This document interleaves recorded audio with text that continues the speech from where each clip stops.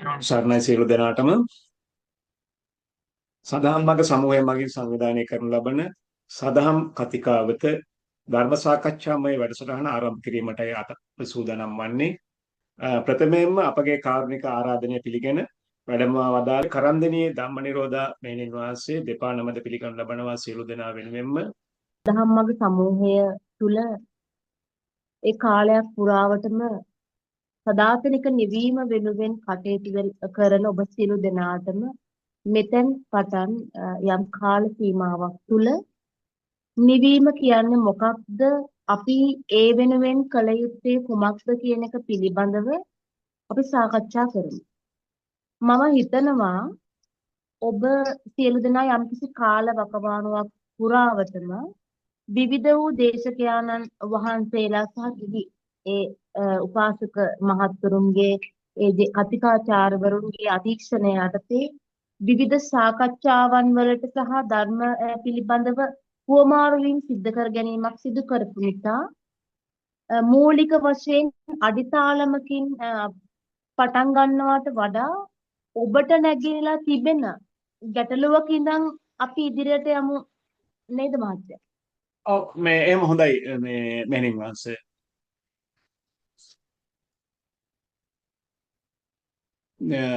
මෙහෙණින් වහන්සේ මේ දේශනේ ආරම්භයක් විදිහට එතකොට අපි දැනට අපි මාස දෙක තුනක ඉඳන්ම අපි පටිච්චසමුප්පාදයේ සහ මේ සතර සතිපට්ඨානය ඇසුරෙන් තමයි අපි මේ අනිත්‍ය බව කියන එක මේ ඇති කරගන්න විශ්වයේ පවතින අපි මෙන්න මෙහෙමයි තේරුම් ගන්න තියෙන්නේ මෙහෙම වාස් මම එකක් කියන්න ඊටාත්ම කෙටියෙන් ලෝකයේ ගත්තාම මේ ලෝකය කියලා මම අදහස් කරන්නේ පෘථිවිය පමණක් නෙමෙයි මේ සමස්ත විශ්වයේ ගත්තාම විශ්වය තුල අපි මේ ජීවත් වෙන සමාජයේ පරමාර්ථ ලෝකය සහ සම්මුති ලෝකය කියලා දෙකක් තියෙනවා.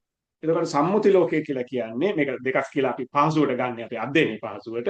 එතකොට මේ සම්මුති ලෝකයේ ගත්තාම අපි නම් වශයෙන් නම් තියාගෙන මේ කරගෙන වාහන මේ විදිහට අපි කරගෙන අපි මේ යම්කිසි සම්මුතියක් තුලින් පාසල විශ්වවිද්‍යාලය ලදරු පාසල ඔය සමිතිය ඔය විදිහට කරගෙන යනවා. එතකොට ඒක එක විදියක්. සම්මුති ලෝකේ අවශ්‍යයි. හැබැයි සම්මුති ලෝකයේ ඔබට තියෙන පරමාර්ථ ලෝකයේ තුල අවතීර්ණ වුණාට පස්සේ පරමාර්ථ ලෝකයේ තේරුම් ගැනීමේදී අපට අවබෝධ වෙනවා මේක සම්පූර්ණයෙන්ම මේ තුල ඇති දෙයක් නැහැ කියලා.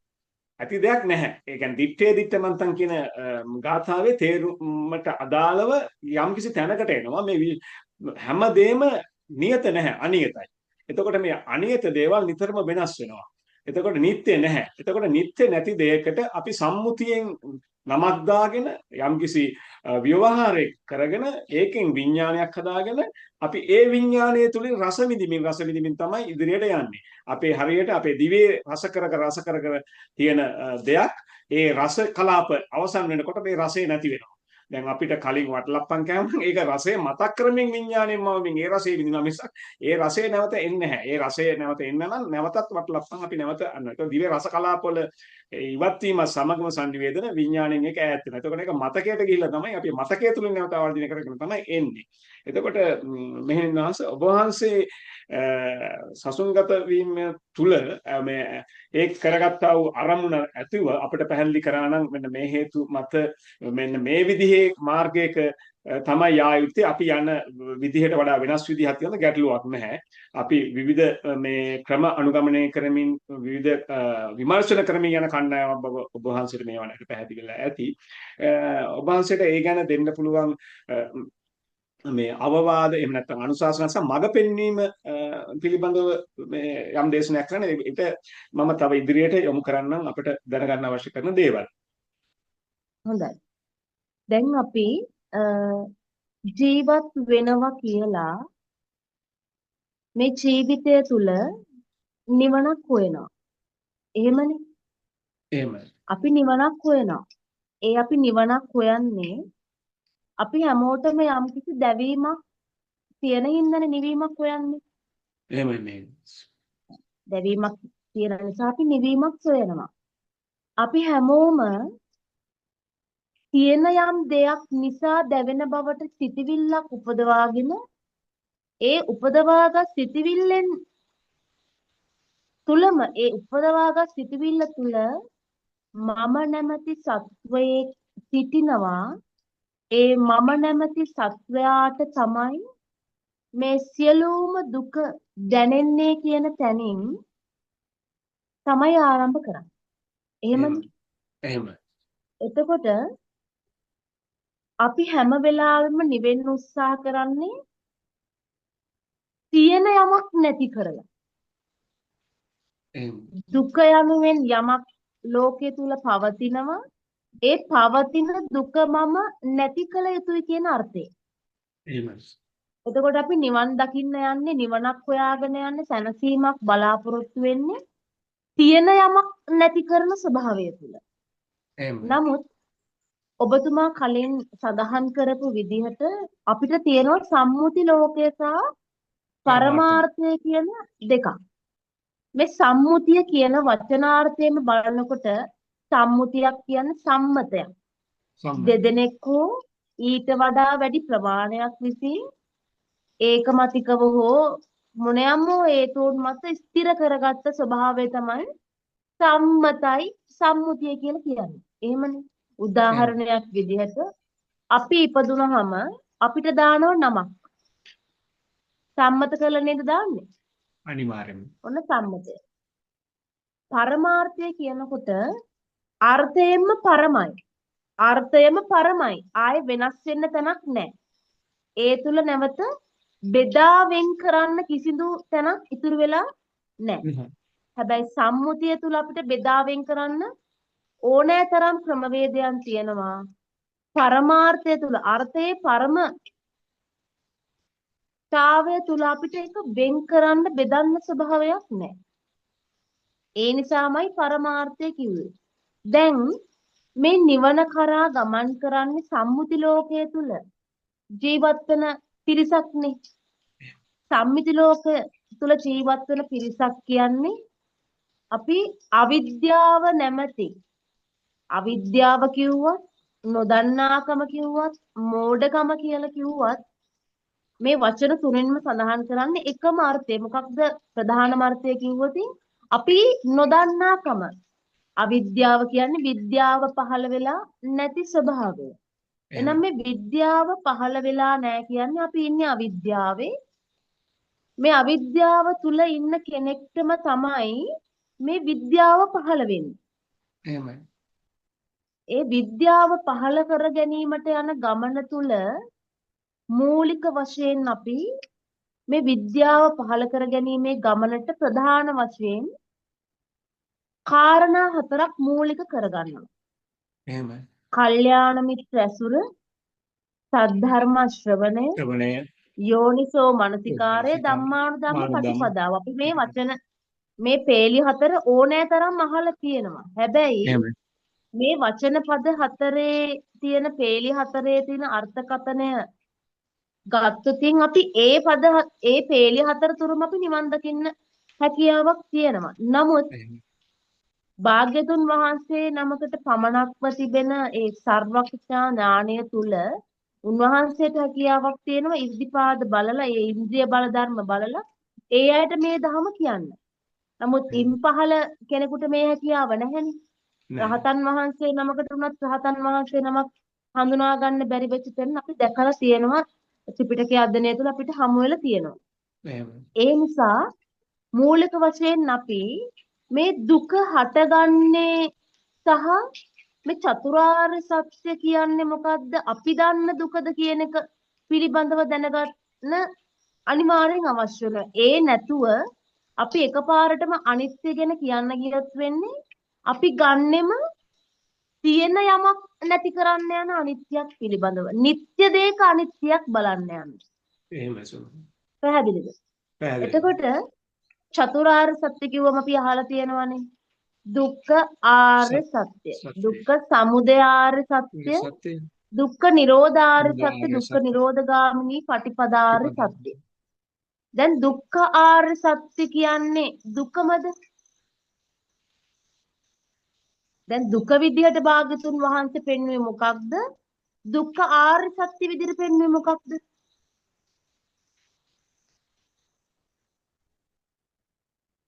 භාග්‍යතුන් වහන්සේ දුක විදියට අපිට පෙන්වුවේ ජාති ජරා ව්‍යාධි මරණ යම් පිච්ඡන් නලබති තම්පි දුක්ඛං පියේහි විප්පයෝග දුක්ඛං අප්පියේහි සම්පයෝගෝ දුක්ඛෝ කියන ස්වභාවය. ඒ කියන්නේ අපි ඉපදීමේ දුක, ලෙඩ වෙන දුක, ව්‍යාධීන්ටපත් වෙන දුක, මැරෙන දුක, යමක් අපිට කැමැතිසේ පවත්වන්නට හැකියාවක් නැති දුක, අප්‍රියයන් සමග එක් වෙන්නට තියෙන දුක, ප්‍රියයන්ගෙන් වෙන් වෙන්නට තියෙන දුක. දැන් අපි ජීවිතය කියලා මේ තාක් ඔබ සියලුම දෙනාගේ වයස් කාණ්ඩය තුල ගලපාගෙන බලනකොට අපි දුක විදියට ලබලා තියෙන ඔය අත්දැකීම් ටික නෙමෙයිද? අනිවාර්යයෙන්. ජීවිතය කියලා ලබලා තියෙන ඔය අත්දැකීම් ටිකම නෙමෙයිද? එහෙමම තමයි. සමස්ත විදියට අපි ජීවිතය කියලා ගත්තොත් ලබලා තියෙන්නේ ඔය කියන දුක් රැසේ. එහෙම. ඉපදීම දුක විදියටත් ඉපදීම සතුට විදියටත් විතක. එහෙමනේ.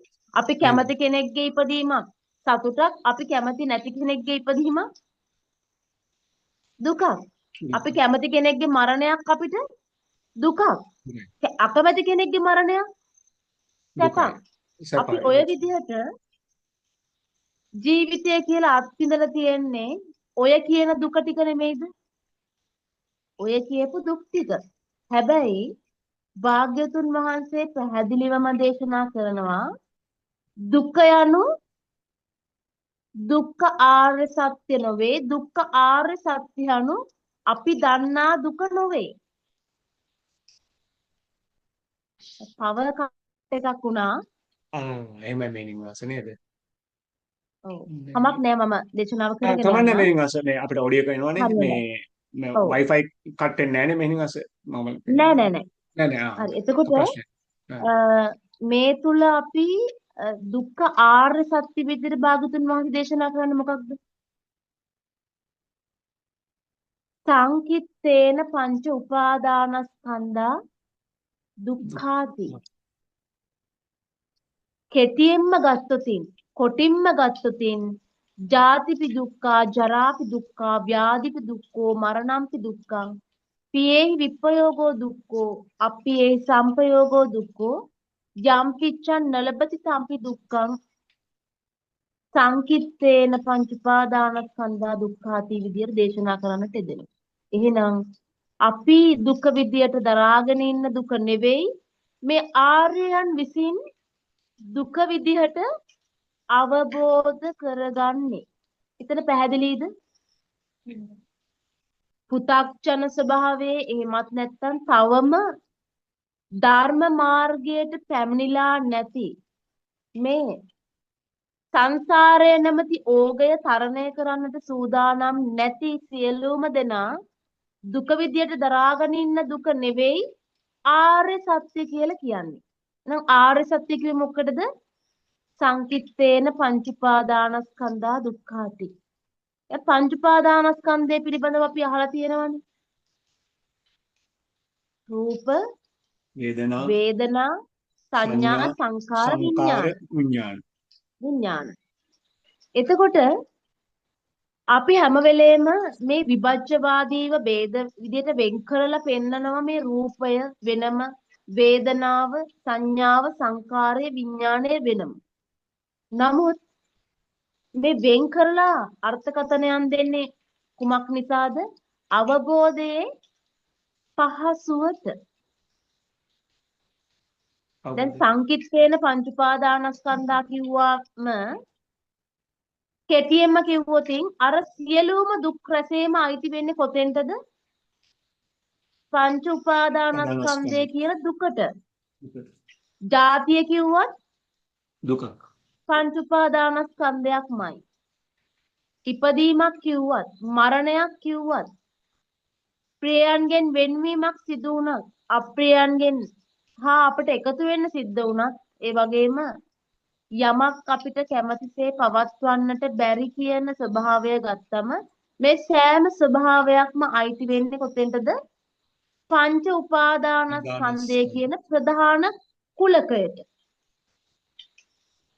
ඒක මරණය කිව්වත් පංච උපාදානස්කන්ධ අධ්‍යක්ීමක් කිව්වත් එකයි. දැන් මම රූපය පිළිබඳව දල විශ්ලේෂණයක් හැඳින්වීමක් කරන්න. අපි රූපය කිව්වාම ඔය හැමෝම මේක දන්නව වෙන්න පුළුවන්. නමුත් මේක ප්‍රවිෂ්ඨ වීමක් විදියට අපි මූලිකව හොඳයි. දැනගමු. හොඳයි. රූපය කිව්වම අපි හිතාගෙන ඉන්නවා ඇහැට පේන රූප පමණයි රූප විදියට. නමුත් මේ පරමාර්ථ දර්ශනය තුළ අපි නිවීම සොයාගෙන යනකොට අපි ජීවිතය කියලා අත්විඳින මේ මූලික දුක්ඛ කන්දස්සය අත්විඳින ආයතන හයක් තියෙනවා. ආයතන හයක් නිසා මොකක්ද කිව්වේ? සලායතන. සලායතන. ඇස කන නාසය දිව කය මන. මේ ආයතන හයෙන් අපි ප්‍රධාන වශයෙන්ම අත්දැකීම් හතරක් ලබනවා. ඇසට පෙනීම, කනට ඇසීම. ඇසීම, නාසයට ගන්ධය දැනීම, දිවට රස දැනීම, ශරීරයට පහස ස්පර්ශය. දැනීම, මනසින් දැන ගැනීම. හැබැයි අපි රූපය පිළිබඳව කතා කරනකොට ඇසට පෙනෙන රූප පමණක් නොවේ රූප, කනට ඇසෙන්නේද ශබ්ද රූප, නාසයට දැනෙන්නේ ගන්ධ රූප. රූප, දිවට දැනෙන්නේ රස රූප, ශරීරයට දැනෙන්නේ පොට්ටබ්බ පහස රූප, මනසට දැනෙනවා සිතිවිලි විදියට ධම්ම රූප. දැන් අපිට පැහැදිලි මේ ආයතන හයක් විදියට වෙන් කළාට පොදුවේ ගත්තාම අපි ලබන්නේ රූපී අත්දැකීමක්. පෙනීම විදියට, කනට ඇහිම විදියට, නාසයට දිවට කයට කියන මේ ආයතන තුනෙන්ම දැනීම විදියටත් මනසින් සිතිවිල්ලක් දැන ගැනීම කියන ආකාර හතරෙන්ම ලබන්නේ මොකක්ද? පොදුවේ ගත්තාම රූපී අත්දැකීමක්. එහෙනම් රූපයක් කිව්වේ රුප්පතීතිකෝ භික්කවේ රූපං වදේත. ඒ කියන්නේ රූපණයක් රුවක් ඔප්නංවා පෙන්වීමක්මයි රූපය. දැන් අපිට රුවක් ඔප්නංවා පෙන්වීමක් කිව්වම සිහිපත් වෙන්නේ යම් කිසි ඇසට පෙනෙන රූපයක්මයි. නමුත් හොඳට ඔබ මේක ග්‍රහණය කරගන්න උත්සාහවන්ත වන්න අපි ශබ්දයක් ඇහුණත් ඒ ඇසීම තුළ ඒක නිර්වචනය කරගන්නට පැහැදිලිව අවබෝධ කරගන්නට යන ගමන තුළ සිද්ධ වෙන්නේ මොකද්ද? රුවක් රූපේ නැමැති ස්වභාවය, ශබ්දයේ නැමැති ස්වභාවය, ඒ ශබ්ද රූපී ස්වභාවය ඔප්නංවා හඳුනා ගැනීමක්. නාසයෙන් සිද්ධ වෙන්නේ මේ ගන්ධය නැමැති ස්වභාවය පැහැදිලිව හඳුනා එනම් පැහැදිලිව ඒකට යම් කිසි හැඩතලයක් නිර්මාණය කරගෙන හඳුනා ගැනීමේ පහසුව තමයි මේ රූපය කියන අර්ථකථනය තුළ දෙන්නේ. ඊළඟට වේදනාව. වේදනාව කියන්නේ යම් කිසි වීමක් අපිට දැන වෙනවා. වේදන වීමක්. වීමක් දැන වෙන නිසා වේදනාවක් කියලා කිව්වා. ඒ වගේම ඊළඟට සංඥාව. සංඥාවක් කියව අපි හැමෝම දන්නවා. අපි පාරවල් වල ඕන තරම් සංඥා දැකලා තියෙනවා. මාර්ග සංඥා. එහෙනම් යම් යම් දේවල් පිළිබඳව හඳුනා ගැනීමේ පහසුවට අපි පොදුවේ සංඥාව භාවිතා කරනවා. නමුත් මේ සාසනික ප්‍රතිපදාව තුළ අපිට සංඥා විදියට එහෙම නැත්නම් මේ ජීවිතය පිළිබඳව අවබෝධයට යන ගමන තුළ අපිට සංඥා හමු වෙනව කොහමද? යම් යම් දේවල් හඳුනා ගන්න. අපිට සම්මුති ලෝකයේ තුල තියෙන දේවල්, ස්ථාන, පුජ්‍යලය, යම් යම් වස්තුන් දේවල් හඳුනා ගන්න උසමිති, ළඟ දුර, හීන ප්‍රනීත මේ ආදී විදියට අපිට මේ සංඥාව යමක් හඳුනා ගනිදී. අර ස්ථානයේ තිබුණු මේ තරම් උස ප්‍රමාණය. මගේ අම්මා මේ තරම් උසයි. මිටි මේ ආදී විදිහට මේ සංඥාව අපි භාවිතා කරනවා. ඊළඟට සංකාර. සංකාරයක් කියන්නේ සැකැස්මක්. යමක් සැකසීමක්. දැන් සංකාරයක් මම මේ විදිහට ගන්නම්. අපි හැමෝම ආහාරයට ව්‍යංජන සකස් කරනවානේ. මේ ව්‍යංජනය සකස් කරනකොට ඊට අදාළ එළවලුව, ඒ පහේ ඊට අමතරව ඒකට අදාළ ලුණු මිරිස් සියල්ලම වෙන වෙනම තිබිලා එකට එකතු කරාට පසුව තමයි එතන සැකැස්ම සම්පූර්ණ වෙන්නේ ව්‍යංජනයේ විදියට. එහෙනම් මේ රූපය, වේදනාව, සංඥාව කියන කොටස් තුන එකතු වෙනකොටම සංකාරය මේ සැකැස්ම සිදු වෙලා අවසන්. මම උදාහරණයක් විදිහට මෙහෙම පෙන්නන්න. අපිට මේ වෙලාවේ ඔබ ඉන්න මේසේ ඉස්සර අඹ ගෙඩියක් තියෙනවා කියලා ගන්න. අඹ ගෙඩියක් තියෙනවා කහ පාටට. අපි මේ රූපය දකිනවා. මේ මොහොතේ මේ රූපය දකිනවා. අඹ ගෙඩියේ රූපය. දකින්නකොටම වේදනාවක් උපදිනව මොකද්ද? මේ අඹ ගෙඩිය රසයි. මගේ අඹ ගෙඩිය. මට කන්න පුළුවන්. මේ විදිහට අපිට වේදනාවල් දැනෙනවා. සංඥාවක් හට ගන්නව මොකද්ද? මේ අඹ ගෙඩිය කහ පාටයි. රසයි. ඉදිලා තියෙන්නේ. මේ විදිහට සංඥා ටික අපිට එකතු වෙනකොටම අපි අඹ ගෙඩිය කියලා ඉදුණු කහපාට අඹ ගෙඩිය කියලා දැනගන්නකොටම රූපය, වේදනාව, සංඥාව, සංකාරය සිදු වෙලා අවසන්. ඒ ක්‍රියාවලියම සිදු වෙලා අවසන්. එහෙනම් විඥාණය කියන්නේ මොකද්ද? දැනගන්නවා කියන ස්වභාවය. දැන ගැනීම. එහෙනම් අපි දැනගන්නේ මොකක් කියලාද? අඹ ගෙඩිය. එහෙනම් රූප, වේදනා, සංඥා, සංකාර කියනකොටම විඥාණය සිදු වෙලා අවසන්. අපේ ජීවිතය තුල අපි අම්මා කියලා හඳුනා ගන්නකොටම රූපය, වේදනාව, සංඥාව, සංකාරය, විඥාණය සිදු වෙලා අවසන්. තාත්තා කියලා හඳුනා ගන්නකොට එහෙනම් අපි මේ ජීවිතය තුල සිදු කරගන්න යමක් පෙනීම තුල හඳුනා ගැනීම සිදු කර ගන්නකොට මේ ඇහිීම තුල, දැනීම තුල, දැන ගැනීම කියන අත්දැකීම් හතර තුල කුමනාකාරයක අපි අත්දැකීමක් ලැබුවා සිද්ධ වෙන්නේ මොකද්ද? රූප, වේදනා, සංඥා, සංකාර, විඥාන කියන අත්දැකීමේ ස්වභාවයමයි. එහෙනම් පෙනුණා කිව්වොත් සිද්ධ වෙන්නේ පංච උපාදානස්කන්ධ. පංච උපාදානස්කන්ධ කිව්වේ පස් ආකාරයකින් අපි ඊට ඇතිවන දැඩි කැමැත්ත, උපාදානය. දැඩි කැමැත්ත පස් ආකාරයකින් අපිට සිදුවන දැඩි කැමැත්ත පංච උපාදාන ස්කන්ධ. පැහැදිලි නේ කොටස. එතකොට අපි ජීවිතය කියලා මොකද්ද මේ තාක් කරලා තියෙන්නේ එතකොට? රූප, වේදනා, සංඥා, සංඛාර, විඥාන කියන අත්දැකීම තමයි සෑම වෙලාවකම ලබන්නේ. දැන් මේ අපි ලබන අත්දැකීම මං කිව්වා ආයතන 6කින් හතරාකාර අත්දැකීමක් අපි ලබනවා. මේක නොදන්න කමටම අපි මොකද්ද කිව්වේ? 6 4 පිළිබඳව දන්නේ නැහැ කියලා කිව්වේ මෙන්න මේ අවබෝධයටපත් නොවුණු ස්වභාවය. මේ 6 4 පිළිබඳව නොදන්නා පුජ්‍යලයා මොකද්ද සෑම වෙලාවකම කරන්නේ? පංච උපාදානස්කන්ධ අත්දැකීම් ලබ ලබා භව ඉස්සති. භවය උස්සනවා. භවය උස්සුව කිව්වේ මොකද්ද?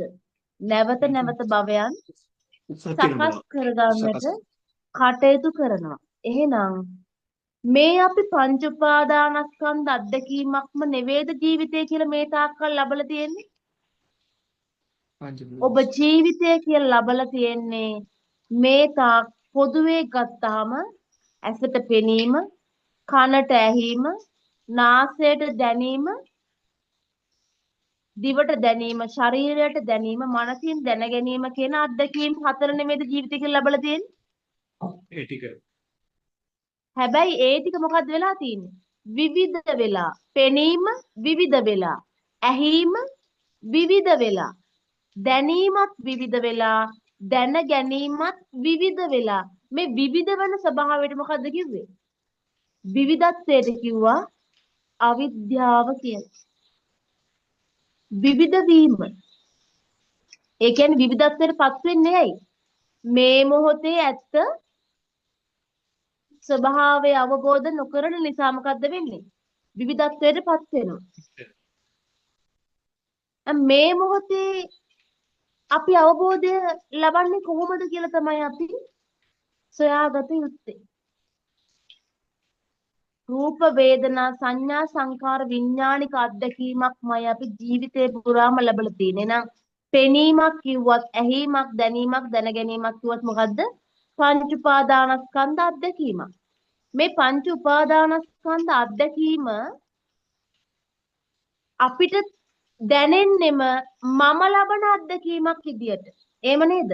මට පෙනුණා, මට ඇහුණා, මට දැනුණා, මම දැනගත්තා විදියටම නෙවෙයි අපිට දැනෙන්නේ. මටමයි පෙනුනේ. දැන් අපි බලන්න ඕන මේ පෙනීමත් මමත් කියන දිත්වය, මේ දෙපැත්ත. මේ මමත් පෙනෙන ස්වභාවයත්, පෙනෙන යමත්, මමත් ඇහෙන ස්වභාවයත්, ඒ ඇහෙන දේ, මමත් දැනෙන ස්වභාවයත්, මමත් දැනගන්නා ස්වභාවයත් කියලා මේ දෙපැත්තක් වෙන් වෙන්නේ ඇයි? මේ වෙන්වීමට තව විදියකින් කියන මොකක්ද? අවිද්‍යාව. වෙන් වෙලා පේන එකම මොකද්ද? නොදන්නාකම. දැන් මේ වෙලාවේ මම උදාහරණකින් පෙන්නනවා අපි අනිත්‍යයි කියලා හිතාගෙන ඉන්නේ කොණ්ඩේ සුදු වීම, දත් වැටීම, හම රැලි වීම, අපිට අපේ දෙමාපියෝ ඥාති මිත්‍රාදී මිය ගිහිල්ලේ අහිමි වීමේ දුක. අපි හිතනවා හැමෝම මරණයටපත් වෙනවනේ. මේ මරණයටපත් වීම තුල ජීවත් වෙන කවුරුත් නැහැනේ. එහෙනම් අනිත්‍යයිනි කියලා අපි ගන්නෙ. අපි ගන්නෙම නිත්‍ය යමක අනිත්‍ය ස්වභාවයක්. එහෙනම් මේ මොහොත තුල ඔබට නිත්‍යද අනිත්‍යද කියන ස්වභාවය අවබෝධ කරගන්න බැරි වුණොත් නැවතත් වෙන්නේ කොතෙන්ටද? අවිද්‍යාවටමයි. අපි හැම වෙලාවෙම මේ බාහිරයේ යමක් මට පේනවා, බාහිරයේ යමක් මට ඇහෙනවා කියන ස්වභාවයෙන් දරාගෙන ඉන්නේ.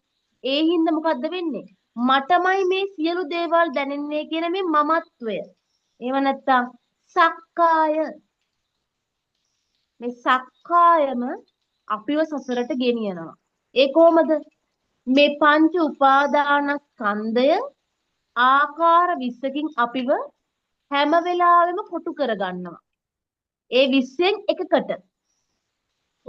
ඔගොල්ලෝ හැමෝම අහලා ඇති රූපය මමයි, මම රූපයයි, රූපය තුල මා ඇත, මා තුල රූපය ඇත.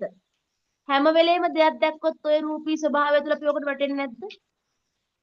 වැටෙනවා. වේදනාව මමයි, මම වේදනාවයි, වේදනාව තුල මා ඇත, මා තුල යම් වේදනාවක් ඇත. වේදනාව පැත්තෙන් අපි ඔය හතරෙන් එකට වැටෙනවා. සංඥාව මමයි, මම සංඥාවයි, සංඥාව තුල මා ඇත, මා තුල සංඥාව ඇත. ඔතෙන්ට වැටෙනවා. සංකාරය මමයි, මම සංකාරයයි, සංකාරය තුල මා ඇත, මා තුල සංකාරය ඇත. එහෙමත් නැත්නම් විඥාණය මමයි, විඥාණය මා විඥානයයි, මා තුල විඥානයක් ඇත, විඥානය තුල මා ඇත කියන මේ 20 ආකාරයෙන් මොකක් හෝ එකකට අපි වැටිලා තමයි මේ සංසාර චක්‍රය නිර්මාණය කරගන්නේ. එහෙනම් සක්කාය දිට්ඨිය කිව්වොත් පංච උපාදානස්කන්ධය කිව්වත් ජීවිතය කිව්වත් පෙනීම ඇහිීම දැනීම දැන ගැනීම කිව්වත් සලායතනික අත්දැකීම කිව්වත් අපි මොකක්ද මේ කරලා තියෙන්නේ? එකම දෙයක් නේද? හොඳට ගලපලා බලන්න. සලායතන කිව්වත් අපි අත්දැකීම් ටිකක් ලබලා තියෙන්නේ.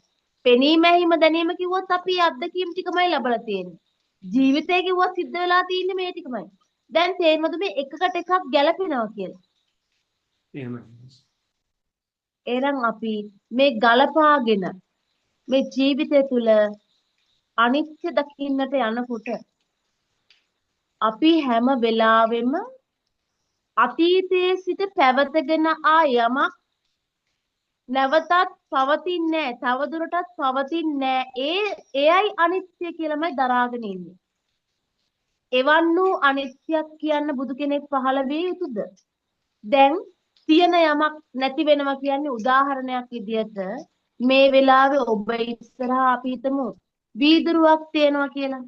මේ වීදුරුව මේසෙන් බිමට වැටෙනවා. වැටුනම කුඩු වෙලා විනාශ වුණාම අපි කියනවා වීදුරුව ඉතින් වැඩක් නැහැ අනිත්‍යයිනේ. සියල්ල අනිත්‍යයි ඒකත් අනිත්‍යයි කැඩිලා ගියා කියලා. අපි ගන්න එතනින්. හැබැයි බුද්ධ ශාසනය තුළ භාග්‍යතුන් වහන්සේ කතා කරන්නේ තියෙන යමක නিত্য ස්වභාවයක් ඒ තියෙන නিত্য දෙයක අනිත්‍ය ස්වභාවයක් පිළිබඳව නෙවෙයි. පච්චුප්පන්නං චයෝ ධම්මං තත්ත විපස්සති.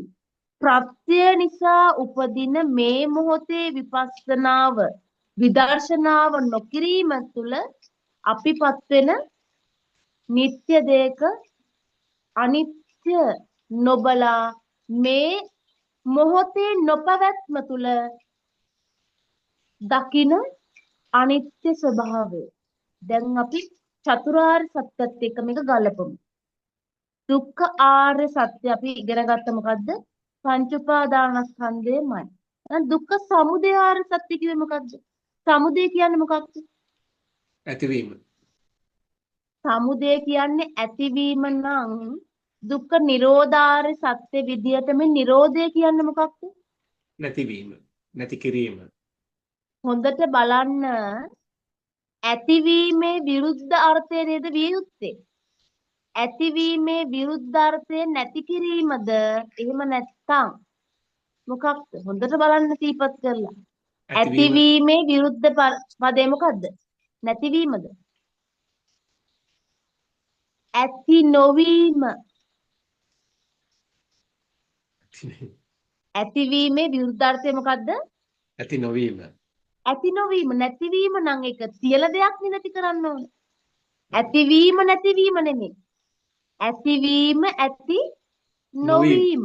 දැන් සමුදය කියන්නේ ඉපදීම නම් ඉපදීම නැති විරුද්ධාර්ථය කිරීම. මොකද්ද? ඉපදීම නැති කිරීම. ඉපදීම නම් නොඉපදීම. නොඉපදීම. සමුදය කියන්නේ හට ගැනීම නම් නිරෝධය කියන්නේ මොකද්ද? හට ගැනීමට අවශ්‍ය කරන හේතු නැති කිරීම. නොහට ගැනීම. ඉපදීම නම් විරුද්ධාර්ථය මොකද්ද? නොඉපදීම. නොඉපදීම. ඉපදීම නම් නොඉපදීමනේ. ඔව්. ඉපදෙන්නේ නැති ස්වභාවයටපත් වීමනේ. එහෙමයි. හට ගැනීම නම් මොකද්ද? හට නොගැනීම.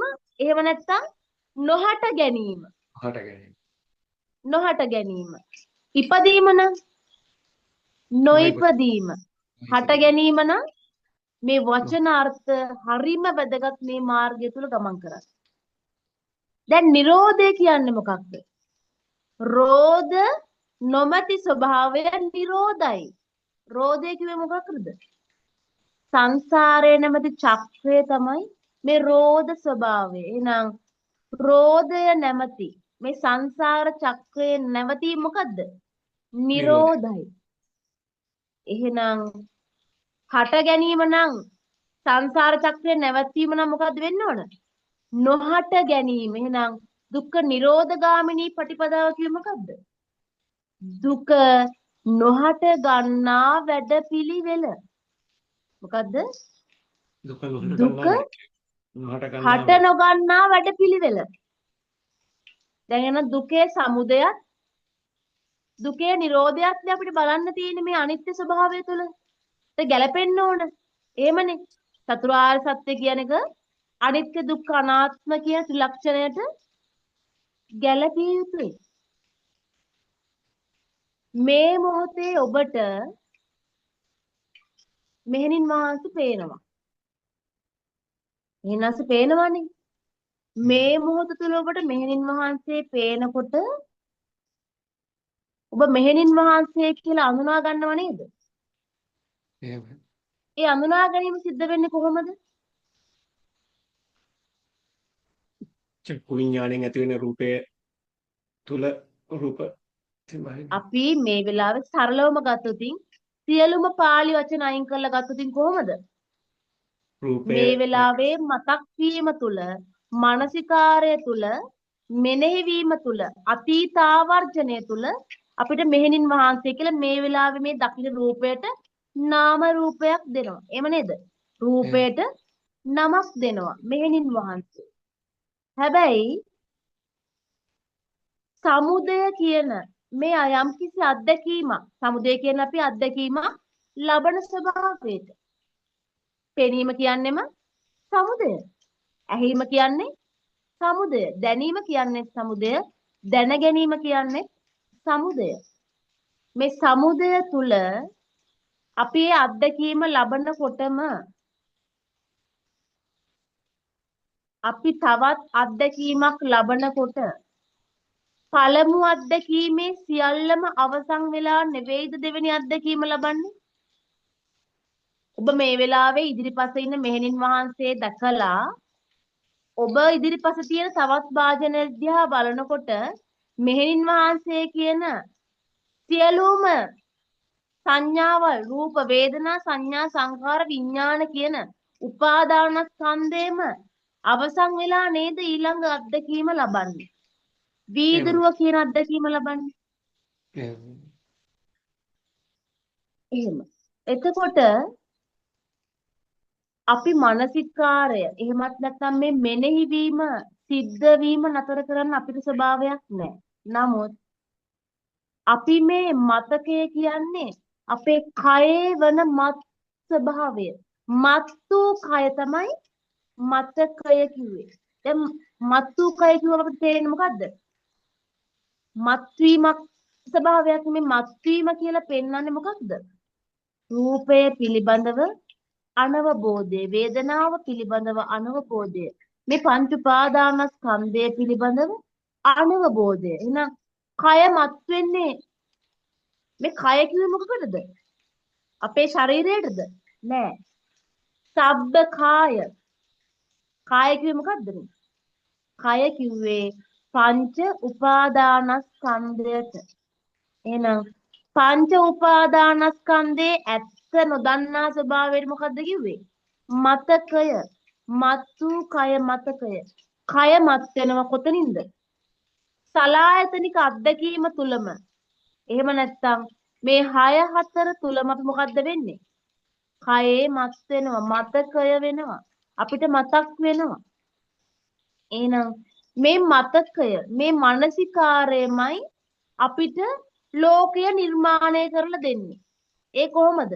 මේ වෙලාවේ දකින අත්දැකීම, පෙනෙන අත්දැකීම, ඇහෙන දැනෙන කියන. එහෙම නැත්නම් දිට්ඨ, සුත, මුත විඤ්ඤාත කියන අත්දැකීමේ ඇත්ත නොදැනීම තුල මොකද්ද වෙන්නේ? අපි පංච උපාදානස්කන්ධයට කොටු වෙනවා. එහෙම නැත්නම් කාය මත් වෙලා මතකයට කොටු වෙනවා. එහෙමනේ වෙන්නේ. එහෙනම් භාග්‍යතුන් වහන්සේ මෙන්න මෙහෙම දේශනා කරනවා මේ මජ්ජේ සූත්‍රය තුල අතීතං නාන්වාගමෙය්‍ය. අතීතයේ කවදාවත් නැවත එන්නේ නැහැ. අපිට අපේ ජීවිතවල මේ තාක් ඔබගේ මේ වයස් කාලය තුල ගෙවුණු අතීත සිදුවීම් අත්දැකීම් භෞතිකව පෙන්වන්න පුළුවන්ද? බෑ. කොහේ හරි එකතු කරලා තියනවා කියලා? බෑ. පෙන්වන්න බෑ. එහෙනම් භෞතිකව පෙන්වන්න බැරි වුණාට අපිට මානසිකාර්ය තුළින් මෙනෙහිවීම තුළින් ගෙනල්ලා පෙන්වන්න නැද්ද ඕනම වෙලාවක? පුළුවන්. පෙන්නනවා. එහෙනම් අපිට කිව්වේ මොකද්ද? අතීතන්නාන් වාගමේය නප්පටි ගංකේ අනාගත. මෙතෙක් කල ඔබට ඔබ ලබපු අතීත අත්දැකීම් කිසිවක් නැවත ලබන්න බෑ. නැවත ඒක එන්නේ නෑ. හැබැයි අපි කවදාවත් එන්නේ නෑ කියපු අතීතයම තමයි සෑම වෙලාවකම ස්පර්ශ කරන්නේ. ඒ වගේම නප්පටි ගංකේ අනාගතක්. අනාගතේ තවම පැමිණිලා නැහැ. එහෙනම් පැමිණිලා නැති අනාගතය කවදාවත් නැවතෙන්නේ නැති අතීතය දෙකම අපි එකතු කරගෙන මොකද්ද කරන්නේ? මේ වර්තමානය කියන ස්වභාවය අත්විඳින්න උත්සාහවන්ත වෙනවා. එහෙම නෙවෙයිද? එහෙමයි. වර්තමානය කිව්වේ වර්තනය වන මානය. වර්තනය වීමක් වෙනවා කියන්නේ මොකක්ද? වර්තනයක් කියන්නේ කැරකෙනවා, රොටේට් වෙනවා කියන අර්ථයෙන්නේ. වර්තනය, මානය. මානවලට වර්තනය වෙනවා. කොහෙටද මේ වර්තමානය වෙන්නේ? මානය වර්තනය වෙන්නේ අතීතයටයි අනාගතයටයි. හැම වෙලාවෙම අපි මොකද්ද කරන්නේ? මේ මොහොතේ මේ වර්තමානයේ කියන අත්විඳිය නොහැකි ස්වභාවය තුල අතීතය භුක්ති විඳිනවා. එහෙම නැත්නම් අනාගතය පිළිබඳව ප්ලෑන් ගහනවා. දැන් අතීතය කවදාවත් එන්නේ නැහැ කිව්වනම් අපි මේ මොහොත වනකම් ලැබපු සියලුම අත්දැකීම් මෙනෙහි කරාට වටිනාකමක් තියනවද? ගත යුත්තක් තියනවද? නැහැ. ගත යුත්තක් නැහැ. ගත යුත්තක් නැති ස්වභාවයක් තුල අනාගතය කවදාවත් එන්නේ නැත්තම් අනාගතේ අරන් වැඩක් තියනවද? නැහැ. වැඩක් නැහැ. අතීතය කියන සංඥාවෙන් මිදිලා අනාගතයෙන් මිදෙනකොට වර්තමානයේ මේ මොහොත තුල ඔබට ඔබ පිළිබඳව කතා කරන්නට පුළුවන්ද? අතීතය කියලා ගන්නකොට අපි ඔබ ලබපු වචන පද රූපී අත්දැකීම් අහපු වචන ලබපු රසයන් ඔබ වින්දනය කරපු සැප දුක උපේක්ෂා පහස ඔබ දැනගත්ත සිතිවිලි මේ සියල්ලම අතීත අත්දැකීම් ඉවරයි නම් අයින් කළ යුතුයි නේද? අයින් කළ යුතුයි. මේක ඥානයක්. ඒ ඉවත් කිරීම එහෙම නැත්නම් අයින් කරන්නට කිව්වට පසුව අපි වර්තමානයේ තුල මේ මොහොත තුල ඔබට ඔබ පිළිබඳව හැඳින්වීමක් කරන්න කිව්වොත් කරන්න පුළුවන්ද? කරන්න පුළුවන්ද? බෑ. වෙනස් වෙනවා. මොහොත පිළිබඳව කරන්න බෑ. කරන්න බෑ. එහෙනම් මේ කියන්නේ මොකක්ද? මේ මොහොත තුල ඔබට කිසිවක් පිළිබඳව අදහසක් දෙන්න බෑ. මේ මොහොත මේ just now මේ මොහොත තුල නම් අතීතේ කවදාවත් එන්නේ නැත්තම් අතීතං නාන් වාගමේය නප්පටි ගංකේ අනාගතං පච්චුප්පන්නං චයෝ මජ්ජි මේ ප්‍රත්‍යයෙන් උපදින අවිද්‍යාව නැමැති ප්‍රත්‍ය හේතු කරගෙන උපදින වර්තමානය මැදයි. එහෙනම් මැද කිව්වේ මොකටද මේ? මැද මධ්‍යම ප්‍රතිපදාව කිව්වේ මැද මේ නොපැවැත්ම. නොපැවැත්ම කියන්නේ කිසිවක් නැහැ කියන අර්ථයෙන්ද? නෑ. නොපැවැත්මක් කිව්වේ මොකද්ද? අපිට ඒ පිළිබඳව කිසිවක් කතා කරන්නට බැරි ස්වභාවයක්. මෙන්න මේ කතා කරන්නට බැරි ස්වභාවය කියන තැනදී ඔබට යමක් පේනවා නම් මේ දැන් ඒ පිළිබඳව විග්‍රහයක් කරන්න පුළුවන්ද? බෑ. විග්‍රහයක් කරන්නට බෑ. මෙන්න මේ විග්‍රහයක් කරන්නට බැරි ස්වභාවයට මොකද්ද කිව්වේ? නිට්ටය නෑ, අනිත්‍යයි. මේ මොහොත පිළිබඳව විග්‍රහ කරන්නට බැරි ස්වභාවයට මොකද්ද කිව්වේ? අනිත්‍ය ස්වභාවය. අනිත්‍ය. එහෙනම් දැන් තියෙන යමක් පිළිබඳව අනිත්‍යක්ද? මේ මොහොතේ නූපදීම. මේ මොහොතේ සිතවිල්ලක නූපදීම. ඇයි මම සිතවිල්ලක නූපදීම කිව්වේ? ඔබ ලෝකය කියලා අර්ථකථනය කරගන්නේ මේ මොහොතේ ඔබට සිහිපත් වෙන සිතවිලි ටිකෙන් නෙවෙයිද? එහෙමයි. පෙනීම කියලා අත්විඳින්නෙත් ඔබේ සිතවිල්ලක්මයි. ඇහිීම කියලා අත්විඳින්නෙත් ඔබේ සිතවිල්ලක්මයි. දැනීම කියලා අත්විඳින්නෙත් ඔබ සිතවිල්ලක්මයි. දැන ගැනීම කියලා අත්විඳින්නෙත් සිතවිල්ලක්මයි. ඒ නිසා ලෝක සූත්‍රය තුළ භාගතුන් වහන්සේ දේශනා කරන කුමක්ද? චිත්තේන නීයති ලෝකේ, සිතමයි ලෝකය.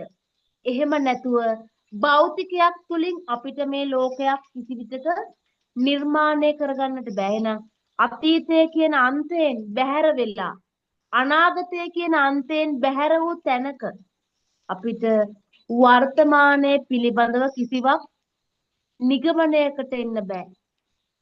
දිත්වයෙන් මිදිලා වර්තමානය තුල අභ්‍යන්තර බාහිර කියන ස්වභාවයෙන් මිදිලා ඔබ සහ මම කියන දෙපැත්තෙන්ම මිදිලා මුකුත් කතා කරන්න බෑ. එහෙම නේද?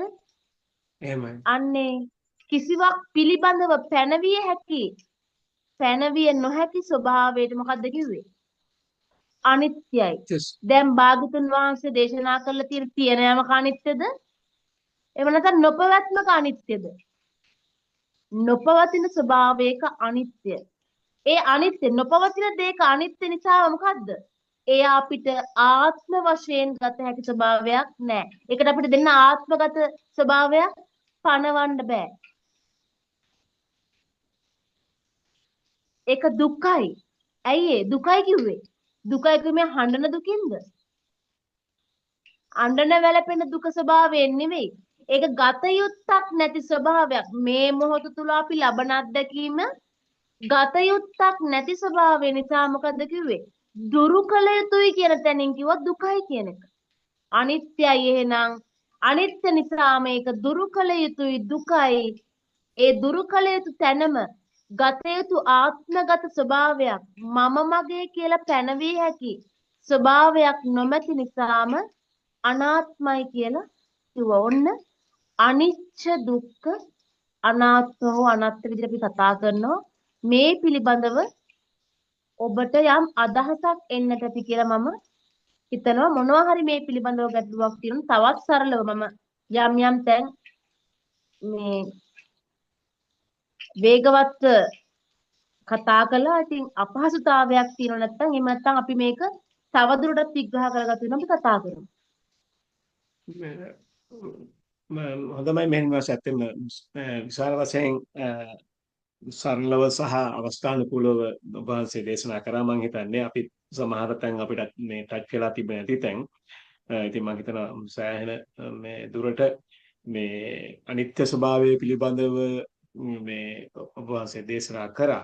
ඇත්තටම විද්‍යාව අපි දැන් මොඩර්න් සයන්ටිෆික් පැත්තෙන් ගත්තත් අපේ මේ පරමාණුක මේ විද්‍යාව ඇටොමික් එනර්ජි පැත්තෙන් ගත්තත් මේ ලෝකේ තියෙන සෑම දෙයක්ම එනර්ජි එකක් බව මේ ඔප්පු වෙලා තියෙනවා සහ හැම දෙයක්ම හැම අවස්ථාවකම වෙනස් වෙමින් තමයි පවතින්නේ. නිත්‍ය නැහැ. ඒ පැත්තෙන් ගත්තා. ඉතින් එතකොට මේ ධර්මාබෝධයෙන් හුඟක් පහසු වෙනවා අර ශ්‍රද්ධානුසාරී සහ ධම්මානුසාරී ස්වභාව දෙකෙන් ධම්මානුසාරී ස්වභාවයට යන හුඟක් පහසු වෙනවා. මොකද හේතුව ඒක අපි අධ්‍යයනයෙන්ම සම්මුති ලෝකයේ විෂය අධ්‍යයනයෙන්ම ඒ පිළිබඳව මන අවබෝධයකින් සිටින නිසා. ඉතින් මම හිතන්නේ මේ වෙලාවේ මම සෑහෙන දුරට මේ ස්වාමීන් වහන්සේට මේ නිවාසයට යොමු කරා. ඒකම අපේ සම්බන්ධලා ඉන්න අයගේ බලමු. එහෙම නැත්නම් මම මේ කරුණාකාරණා මේ වාසික විසීමක් කරන්න අපේ ඉන්නවා නදීසානි ජයසිංහ මහත්මිය සම්බන්ධලා ඉන්නවා. පද්මා රත්නායක සම්බන්ධලා ඉන්නවා. ශිරෝමා සේනාධීර සම්බන්ධලා ඉන්නවා. පද්මා මේ මයික් එක ඔන් කරලා මේ වාසයෙන් අහන්න හොඳ අවස්ථාවක් තියෙනවා.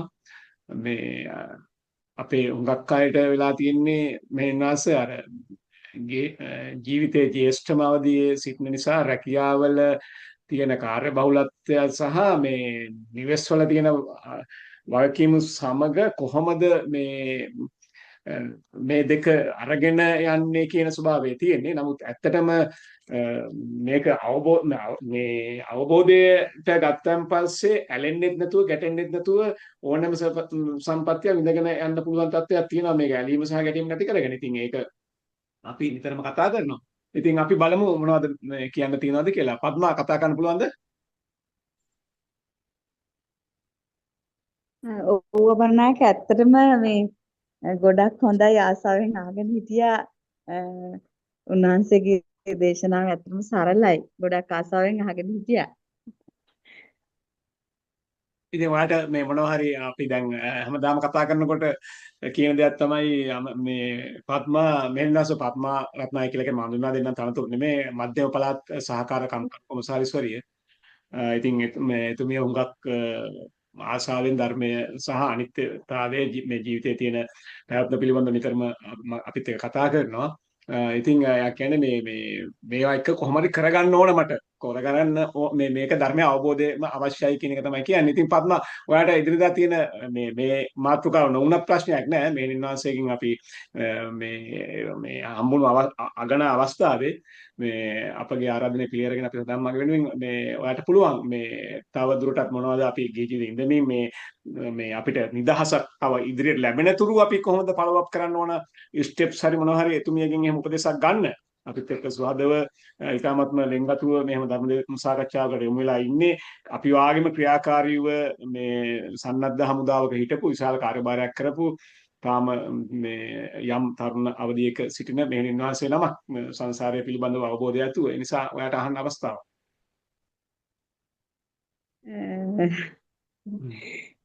විශේෂයෙන් අමරනායක මේ වෙලාව නම් මට එකපාරට මෙහෙම ලොකු ගැටලුවක් ඉදිරිපත් කරන්න අමාරුයි. මම හිතන්නේ අපිට තව ටිකක් දැන් මම මොකද හුඟක් වෙලාවට ඔයගොල්ලොත් එක්ක සාකච්ඡාවලට ටිකක් අඩුවෙන්ම සහභාගී වෙච්ච කෙනෙක් තමයි.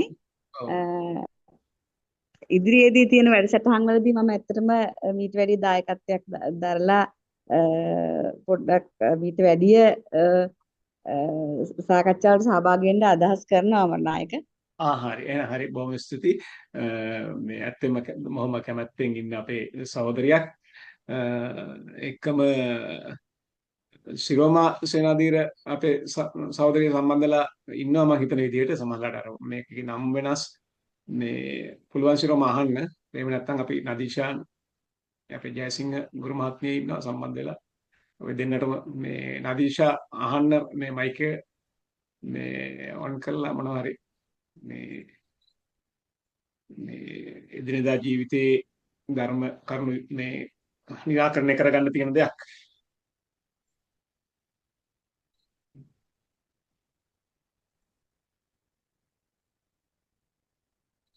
තව වෙන කවුරු ඉන්නවද අපේ තව මේ නම නොදන්න අපේ මේ සමූහයෙන් පිටත් අය සම්බන්ධ වෙලා ඉන්නවා මේ අවස්ථාවේ. ඒ අයටත් අවස්ථාව තියෙනවා මේ අපේ තුෂාරි සාගරිකා මහත්මිය සම්බන්ධ වෙලා ඉන්නවා. මේ ඉතින් පුළුවන් මේ අහන්න ඕන කෙනෙකුට පුළුවන් පැහැදිලි මදි. අමරනායක ඔව් මම ශිරෝමා ශිරෝමා ඔයා ඒක තමයි මේ ජයසිරි මේ මහත්මයා නම මේ බැක් එකයි මම හිතුවා ශිරෝමා කියලා.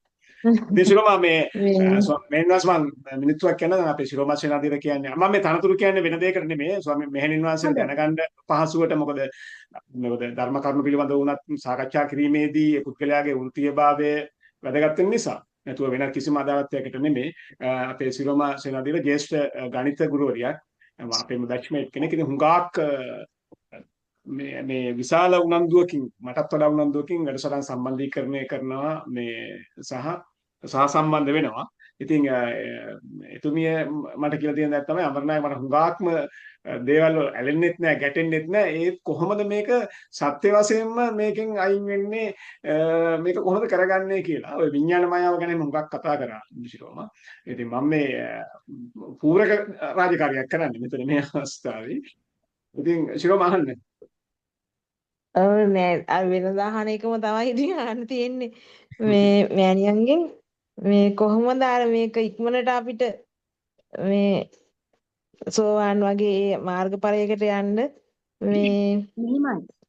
අ, හොඳයි. මෑණියනි මෙහෙමයි. මෑණියනි විනාඩියක් දෙන්න. මමත් ඒකට එකතු කරන්නම්. මගේ ප්‍රශ්නය මොකද අපි එකම ආ සමූහයේ නිසා. අපි එතකොට මෑණියනි මම විනාඩිය අවසන් කරන්න. මේ අපි සෝතාපන්න වීමට අපේ පළවෙනි උත්සාහය වෙන්න ඕන මේ සෝතාපන්න භාවයට පත්වීමනේ ආසන්න ආත්මයකදී හෝ නැත්නම් මේ ආත්මේ. එතකොට ඒ ඔස්සේ ගියන් පස්සේ මෑණියන් වහන්සේ මුලින්ම දේශනා කර කරුණු කාරණා හතර තමයි මමත් අපේ සමාජිකයෝ එක්ක නිතරම සාකච්ඡා කරන අපිට හරිම සතුටුයි මෑණියෝ මේ දේ කියලා ආරම්භ කරපුවාම කල්යාණ මිත්‍ර සම්පත්තිය සද්ධර්ම ශ්‍රවණය ධම්මානුධම්ම පටිපදාව සහ යෝනිසෝ මනස්කාරය. එතකොට මේ හතරම අපිට ලැබෙන්න තරම් අපි මම හිතන්නේ පුණ්‍යවන්ත වෙලා තියෙනවා අපේ සමූහයේ සියලුම දෙනාම කල්යාණ මිත්‍ර සම්පත්තිය ඒ කියන්නේ අපිට සද්ධර්මය කියලා දෙන ගිහි හෝ පැවිදි උතුමන් ඒකම ඒ උතුමන්ගේ සද්ධර්ම ශ්‍රවණය සහ ඒ ධර්මානුගත පටිපදාව ප්‍රතිපත්තිය රැකගෙන යෝනිසෝ මනසිකාරය ඇති වෙන සෑම සිතුවිල්ලක්ම සහ හැකි සෑම අවස්ථාවම පියවිසියෙන් සිටින අවස්ථාවලදී ඇති වෙන තත්වයන් ධර්මානුකූලව ගලපාගෙන ඉස්සරහට යෑම. ඒ තුලින් අපිට ඇත්තටම සෝවාන් වීමට දරන උත්සාහයෙන්දී අපිට ආර්යයන් වහන්සේලාගෙන් දැනගන්න ලැබුණු පරිදි මේ සෝවාන් වීමේ අවස්ථාවේදී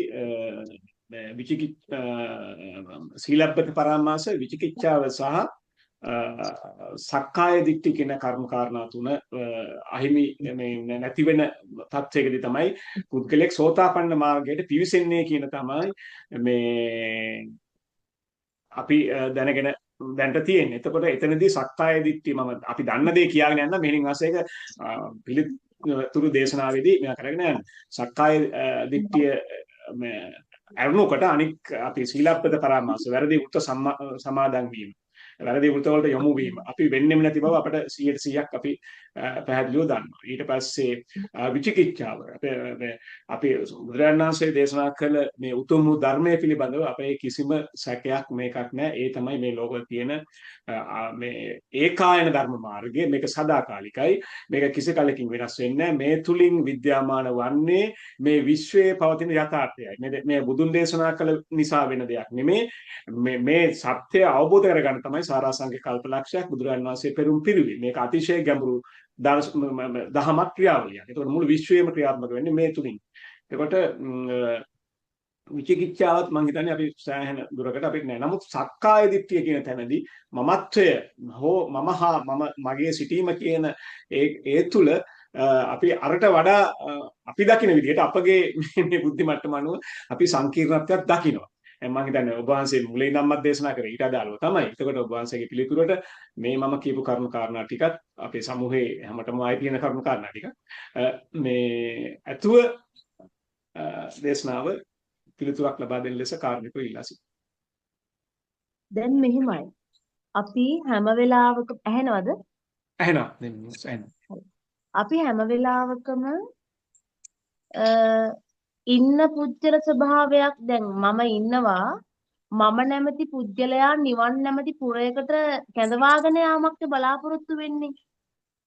ඒ ගමන තුල අපි සෝවාන් වීම කියන එක යම් කිසි අපිට ලැබෙන තනතුරක් ස්ථානාන්තරයක් විදියට බොහෝ දෙනා දරාගෙන ඉන්නවා. මේ සෝවාන් කියන ස්වභාවයටපත් වුණාම ඒ පුජ්‍යලයාගේ වෙනසක් බලාපොරොත්තු වෙනවා.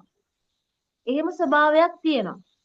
ඒ කියන්නේ සමාජය තුල අපිත් එක්ක කතා කරන බොහෝ දෙනා බැලුවාම මට සෝවාන් වෙන්න ඕන.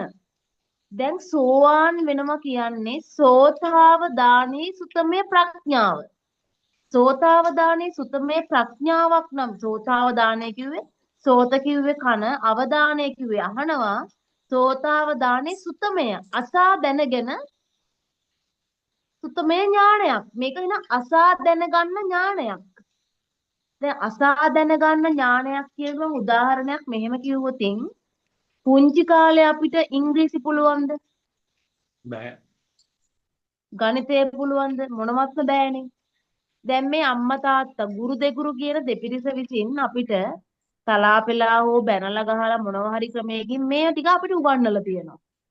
හැබැයි ABCD නම් ගොත ගහ කියපු අපිට අද වචන වාක්‍යයක් දැක්කම ඒක දකින්නකොටම කියන්න ප්‍රොනවුන්ස් කරන්න තරම් ලැබිලා තියෙනවනේ. දැන් ඇයි ඒ?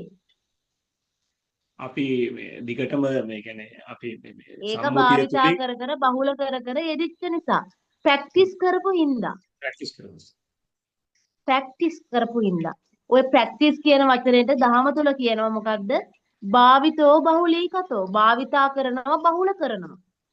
දැන් සෝවාන් වෙන්න කෙනෙකුට අපි නාමික ශාසනය තුල ත්‍රිපිටකය තුල අධ්‍යයන වෙනකොට අපි කියනවා මේ ධර්ම මාර්ගය තුල නිවන් මඟ තුල නිවී යන මාර්ගය තුල කටයුතු කරන කෙනෙක්ගේ යම් යම් මට්ටම් වලදී ප්‍රහාණය වෙන සංයෝජන දස සංයෝජනයක් තියෙනවා. ඒ කියන්නේ සංයෝජන කිව්වෙ මොකද්ද? සංයෝජනා කෙලෙස් යෝජනා කරනවා. සොයං යෝජනා තමා විසින්ම යෝජනා වෙනවා. මේ පිට කවුරුත් කරන යෝජනාද? නැහැ. පිටින් ඇවිල්ලා කවුරුත් කරන්නේ තමන්ගේ සිත විසින්ම යෝජනා කර කර දෙන නිසා මේ සංයෝජන 10ක් කිව්ව මොනවාද? මහත්ය 3ක් කිව්වා. ප්‍රධාන වශයෙන්ම අපි පහ කළ ගත යුතු දුරු කරගත යුතු. දැන් මොනවද ඒ තුන? සක්කාය දිට්ඨි, විචිකිච්ඡාව, සීලබ්බත පරාමාසය. දැන් සීලබ්බත පරාමාස කියන කොටස ගත්තොතින් වෘත සමාදන් වීමක්නේ. දැන් ගව වෘත, ඒ වගේම එළු වෘත. ඔය වගේ අපි සමාදන් වෙන්නේ නැහැනේ. හැබැයි බෞද්ධ ආගමට අනුව අපි උතුරු සළුවක් දාගෙන ගිහිල්ලත් පන්සලේ කරන්නේ මොකද්ද? යම් කිසි වෘතයක් සමාදන් වීමක්. යම් කිසි වෘතයක් සමාදන් වීමක්. ඇයි එහෙම කියන්නේ? එයා එදාට විතරක් ඒකට බැහැලා තියෙනවා. එදාට විතරක්. යම් කිසි ක්‍රමයකට මම මෙහෙම ඉන්න ඕන, මේ විදියට ඉන්න ඕන කියලා යම් කිසි රාමුවකට කොටු වෙලා ඒකත් එක්තරා විදියක වෘතයක්. හැබැයි සැබෑවටම නිවන් මාර්ගය තුල ගමන් කරන පුද්ගලයා කිසිදු තැනකට හිර වෙන්නේ නැහැ. මේක හිර වෙන ස්වභාවයක් නෙවෙයි. සියලු හිරයන්ගෙන් නිදහස් වීම. දැන් ඔය විවාහාරය අහනවනේ. කසාද බඳින එකට හිරේ ගෙනාවද? හිරේ ගේන්නේ කවද්ද? මේ නිකන් කියපු වචන නෙවෙයි මේවා. ඒ හිරේ කොහොමද? සංසාරෙටම හිරයක්නේ. දැන් මේ සියලු හිරයන්ගෙන් නිදහස් වෙන ස්වභාවයක්. ඒ නිසා මේ ධර්මාවබෝධය අපි මේ සම්මුති කියන්නේ සාම්ප්‍රදායික තුලින් ඇතුළට ඔබට හොයනකොට භාග්‍යතුන් වහන්සේගෙන් සද්ධර්මයේ ශ්‍රවණය කරගෙන මේ ශාස්ත්‍රයට ඇතුළු වෙච්ච බොහෝ පිරිසක් හර විවෘතයි. කොටු වෙලා නැහැ. ඇඳුමට කොටු වෙච්ච අය නැහැ. කතාවට කොටු වෙච්ච අය නැහැ. තමන් කන බොන දෙයට කොටු වෙච්ච අය නැහැ. රැකියාවට වෘත්තියට කොටු වෙච්ච අය නෙමෙයි.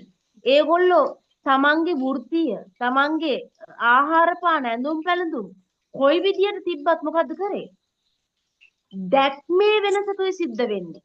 එහෙනම් අපි මූලික වශයෙන් මේ සීලබ්බතේ දැන් අපිට සංස්කෘතික වශයෙන් පන්සලට පොයට සිල් සමාදන් වෙන උතුරු සළුව දාලාදී එදාට එහෙම ඉන්න වෙනවා. හැබැයි ඒක දැනගෙන මේකත් එක්තරා වෘතයක් බව දැනගෙන ඉන්න එකයි ඒක නොදැන හැමදාම සිල් සමාදන් වෙන එකයි අතර වෙනසක් නැද්ද? වෙනසක් තියෙනවා. බුද්ධ ශාසනයේ කොතනද භාග්‍යතුන් වහන්සේ ආලවකට සිල් දුන්නේ? එහෙමයි. කොතනද අම්බපාලියට සිල් දුන්නේ? කොතනද පටාචාරට සිල් දුන්නේ? සම්තතියට සිල් දුන්නද? අඩු ගානේ ආනන්ද හාමුදුරුවන්ටවත් රාහුල හාමුදුරුවන්ටවත් උන්වහන්සේලා මහරහත් ස්වභාවයට පත් වෙන ස්වභාවයේදීවත් සිල් දුන්නා කියලා සඳහනක් මට නම් තාම හවුලා නැහැ. ඕගොල්ලන්ට හවුලා තියෙනවද? කවුරුත් වාඩි වෙන්න එන්න මෙතන පන්සිල් සමාදන් වෙන්න කියලා අටසිල්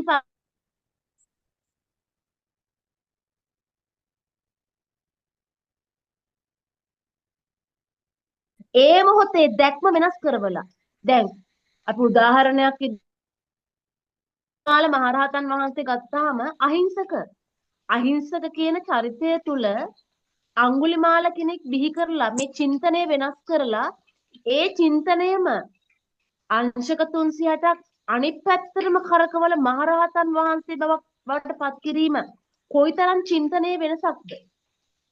හැබැයි මේ දර්ශනය විඥානවාදයක් නෙවෙයි. විඥානවාදයක් නෙවෙයි. චින්තනයේ වෙනසක්, දැක්මේ වෙනසක්. සියලුම දැක්මෙන් අපි දරාගෙන ඉන්න ස්වභාවයන්ගෙන් නිදහස් වීම.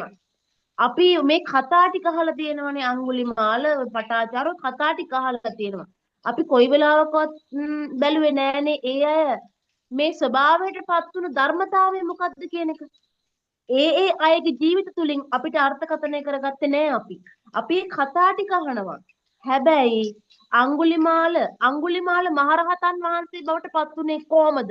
කොතනද පරිවර්තනය වුණේ කියන එක හෙව්වේ නෑ. එහෙනම් මේ කියන වෘතයන් සමාදන් වීමක් සිද්ධ වුණා නම් එදා ඒ මොහොත තුල ප්‍රඥාවේ ස්වභාවය කෙසේ වුවත් අඟුලිමාල කියන ස්වභාවයේ රහතන් වහන්සේ නමක් බවට පත් වෙනවද? පත් වෙන්නේ නැහැ. එහෙනම් මූලික වශයෙන් අපිට මේ ඇඳුම් ඒවා සංස්කෘතිමය වශයෙන් අපිට අවශ්‍යයි. රටක හැදියාවක් ඒ තියෙනවා. ඒවට අවශ්‍ය. නමුත් මේ නිවන තුල ගමන් කරන කෙනාට මේ වෘත ස්වභාවයෙන් මේක මෙසේ විය යුතුයි කියන තමයි වෘතයක් කියන්නේ. මෙය මෙසේම විය යුතුයි. පන්සලට අපි බණක් අහන්න යනකොට සුදු ඇඳුමෙන්ම යා යුතුයි කියලා දරාගෙන ඉන්නවා. වැරදිලාව සුදු ඇඳුම නැත්තම් කියන මේ යන්න බැයිද? කියන ඇඳුමෙන් යන්න පුළුවන් වෙන්න ඕනේ. හැබැයි ඒක සුදුසු ඇඳුමක් විය යුතුයි. ඒ ටික මොකක්ද අපිට කියන්නේ? ඒ ටික අපේ සංස්කෘතිමය වපසරිය. සංස්කෘතිය කියන්නේ සීලබ්බතේ කියන්නේ දෙකක්. අපි දැන් වෙලා තියෙන මොකද්ද? සංස්කෘතිය දන්නෙත් නැහැ, සීලබ්බත පරාමාස දන්නෙත් නැහැ, තැනට අවශ්‍ය විදිහට හැසිරිය යුතුයි කියන එක දන්නෙත් නැති නිසා මොකක්ද වෙලා තියෙන්නේ? මේ සීලබ්බතේ කියන කොටසට බොහෝ පිරිසක් මේ ධර්මය ලංකාව තුල ගත්තොත් බොහෝ පිරිසක් මේ සීලබ්බතේට නුදුනොත්ව කොටු වෙලා. ඇයි ඒ? පන්සල් වලම බෝඩ් ගහලා සුදු ඇඳුමින් සැරසිලා පැමිණිය යුතුය. මෙසේ ඇඳිය යුතුය. මේ ආකාරයට පැමිණියොත් මං කියන්නේ මේ එපා නෙවෙයි. ඒව තියෙන්න ඕනේ. ඒ ටික කවුද පන්සලෙන්ද කෙරෙන්න? එහෙම නැත්නම් සමාජයේ වගකීමක්ද? සමාජයේ ඒ වගකීමක්. ටික ගුරු දෙගුරුන්ගේ වගකීම. ඒ ටික වෙලා නැති හින්දා අපිට මොකද වෙලා තියෙන්නේ? බෝඩ් ටික ගහන්නලා තියෙනවා මෙහෙම එන්න කියලා. එතනම මොකක්ද වෙලා තියෙන්නේ?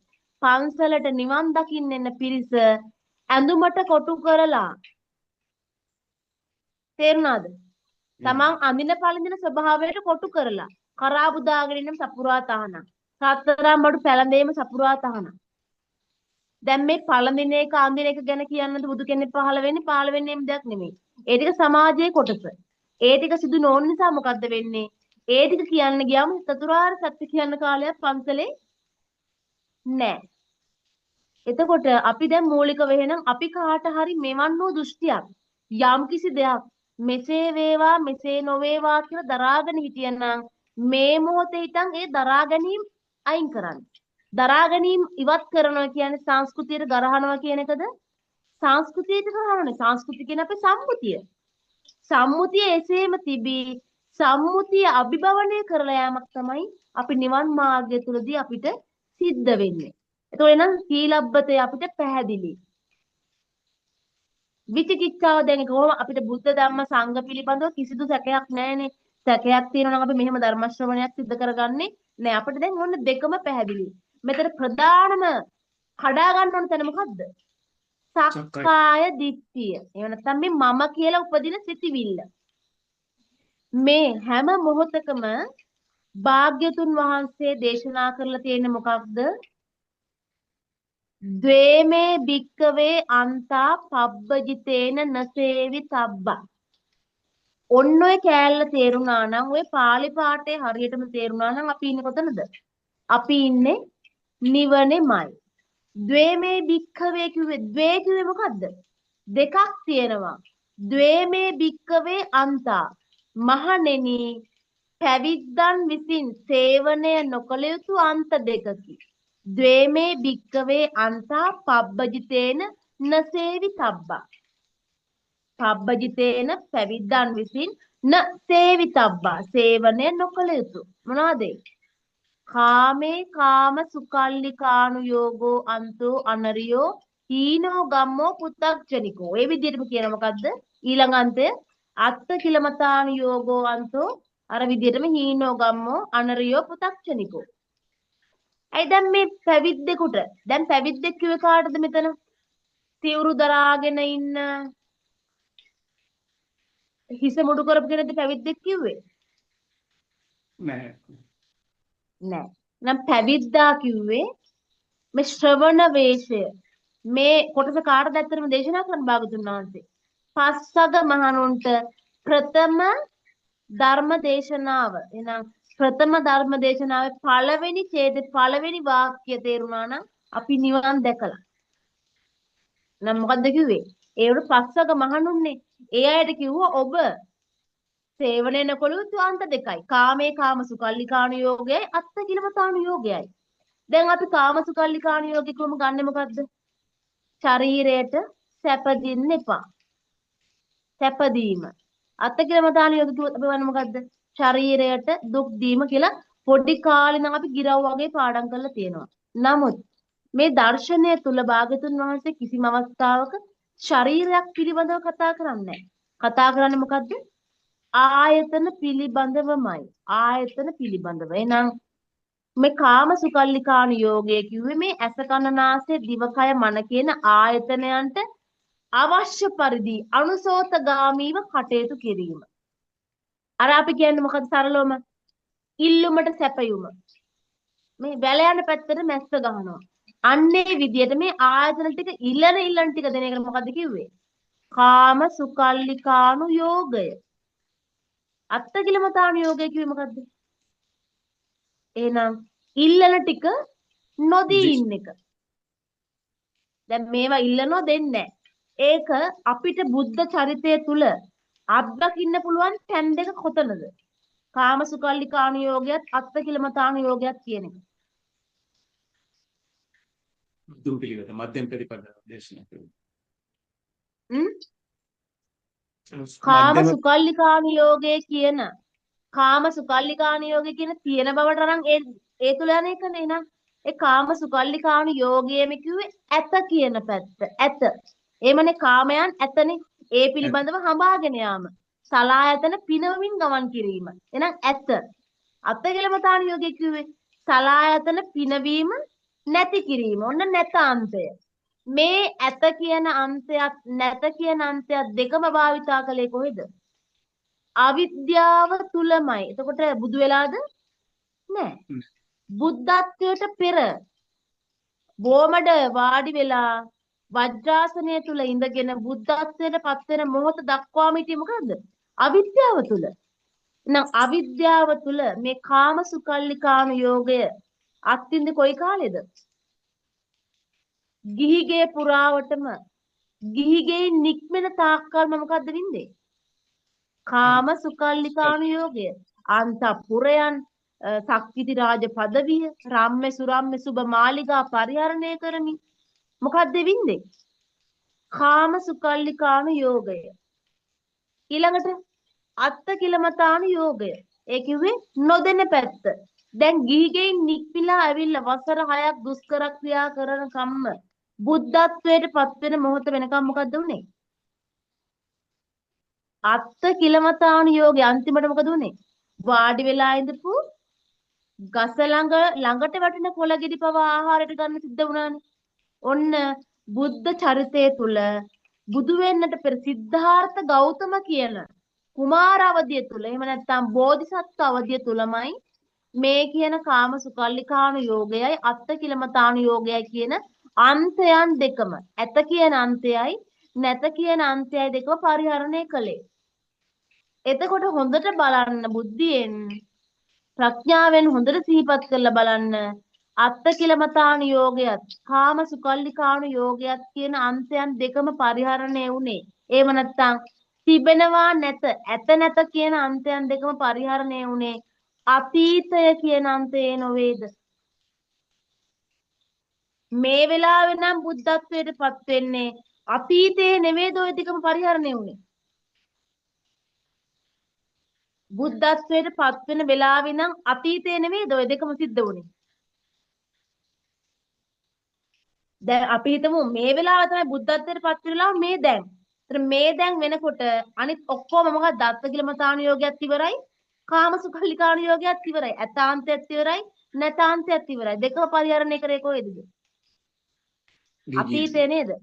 අතීතේමයි. එහෙනම් අතීතය කියන අන්තයෙන් මිදෙනකොටම අනාගතය පිළිබඳවත් වර්තමානයේ පිළිබඳවත් කතා කරන්න පුළුවන්ද? කතා කරන්න බෑ. ඇයි ඒ? ඇත කියන අන්තෙනුත් මිදිලා නැත කියන අන්තෙනුත් මිදිලා. මම මෙහෙම පෙන්නන්නම්. පේනවද දන්නේ ඇත පේනවා. නැත කියන. එහෙම නැත්නම් දුක්ඛ සැප, ලාභ අලාභ, නිന്ദා ප්‍රශංසා. අපි මෙන්න මේ කියන දෝලනේ මේ අන්ත දෙක තුල නේද? ද්වේමේ භික්කවේ. මෙන්න මේ අන්ත දෙක තුල නෙමෙයිද? හැම වෙලේම මොකක් හෝ අන්තයක්. ඔබ මම ළඟ දුර ගැහැණු පිරිමි. ওই විදිහට මොකක් හෝ දෙපාර්ශවයක් තුල නෙමෙයිද අපි ඝට්ටණය වෙන්නේ. එහෙනම් මේ දෙපැත්තෙන් මිදීම ද්වේමේ වික්කවේ අන්තා පබ්බජිතේන සේවිතබ්බා. මෙන්න මේ ඇත නැත කියන අන්තයෙන් හෝ කාමයේ හෝ කාමයේ නැත කියන පැත්තෙන් හෝ අතීතයේ හෝ අනාගතයේ කියන අන්තයෙන් හෝ මෙන්න මේ ස්වභාවයෙන් මිදීමමයි මොකද්ද? මජ්ජය. මජ්ජය කියන්නේ මැද. එහෙනම් මැද පිළිබඳව කතා කරන්න පුළුවන්ද? මැද පිළිබඳව කතා කරන්න ස්වභාවයක් නැහැ. මැද කියන්නේම මොකද්ද? මධ්‍ය කියන්නේම නිරෝධ. නිරෝධයමයි. එහෙනම් හොඳට සිහිපත් කරලා බලන්න අපි ලබන සෑම අත්දැකීමක්ම මම වගේ කියලා ගන්නෙම අතීත සංඥාවෙන්ම නෙවෙයිද?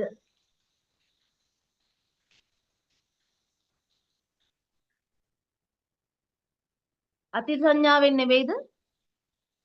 අතිශයින්. අතීත අත්දැකීමට සාපේක්ෂවමයි මේ වෙලාවේ ජීවිතය අපි තීරණය කරන්නේ. ඊයේ කාපු කෑමට සාපේක්ෂව අද රසයි කියනවා. සාපේක්ෂව. එහෙනම් සාපේක්ෂතාවයෙන් මිදීමයි එක්තරා විදිහකට නිවන කියලා පෙන්වන්න පුළුවන්. නිවන පෙන්වන්න පුළුවන් කමක් නැහැ. ඇත්තටම නිවනේ ස්වභාවය මේ මොහොතේ අත්විඳින අත්දැකීමේ නොහට ගැනීම විතරයි. ඒකයි දුක්ඛ නිරෝධගාමිනී පටිපදාව නේද පෙන්වුවේ. ප්‍රතිපදා මාර්ගය විතරයි පෙන්වලා තියෙන්නේ. නිවන කාගේ ප්‍රතිඵලයක්ද? මේ මාර්ගය තුල ගමන් කරනකොට ලබන අත්දැකීමේ එක්තරා ඵලයක් තමයි මොකද්ද? මාර්ග ඵල. එහෙනම් මේ මාර්ගය තුල ගමන් කරනකොට ලබන ඵල මොනවද? මාර්ග ඵලයක්. දැන් හැම වෙලේම මම මොකද්ද කිව්වේ? භාග්‍යතුන් වහන්සේගේ මේ බුද්ධ චරිතය මේ බුදු වෙන මොහොත දැන් අපි මේ යන්නේ මොකකටද ඇත්තටම? අපි යන්නේ බුදු වෙන ගමනක් තුල. තම තමන් බුදු වෙන නෙවෙයිද මේ යන්නේ? තම තමන් තුලට බුද්ධ පහල කරගන්න මේ අපි යන්නේ. බුද්ධ පහල කරනවා කියන්නේ මොකද්ද? පිරිනිවන් පාන්න. නිවන් දකින්න මේ යන්නේ.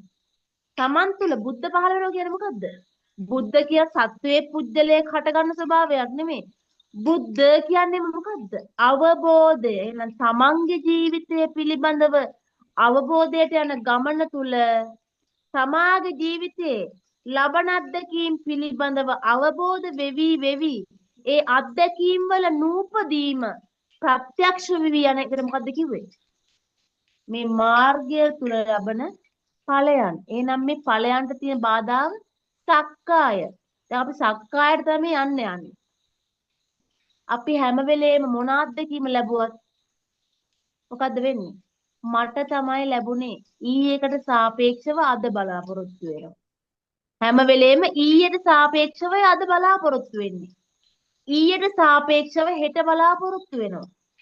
දැන් හොඳට බලන්න භාග්‍යතුන් වහන්සේගේ චරිතය තුල ඇත කියන අන්තයත් නැත කියන අන්තයත් අතීතයත් කියන එක සමානයි නෙවෙයිද?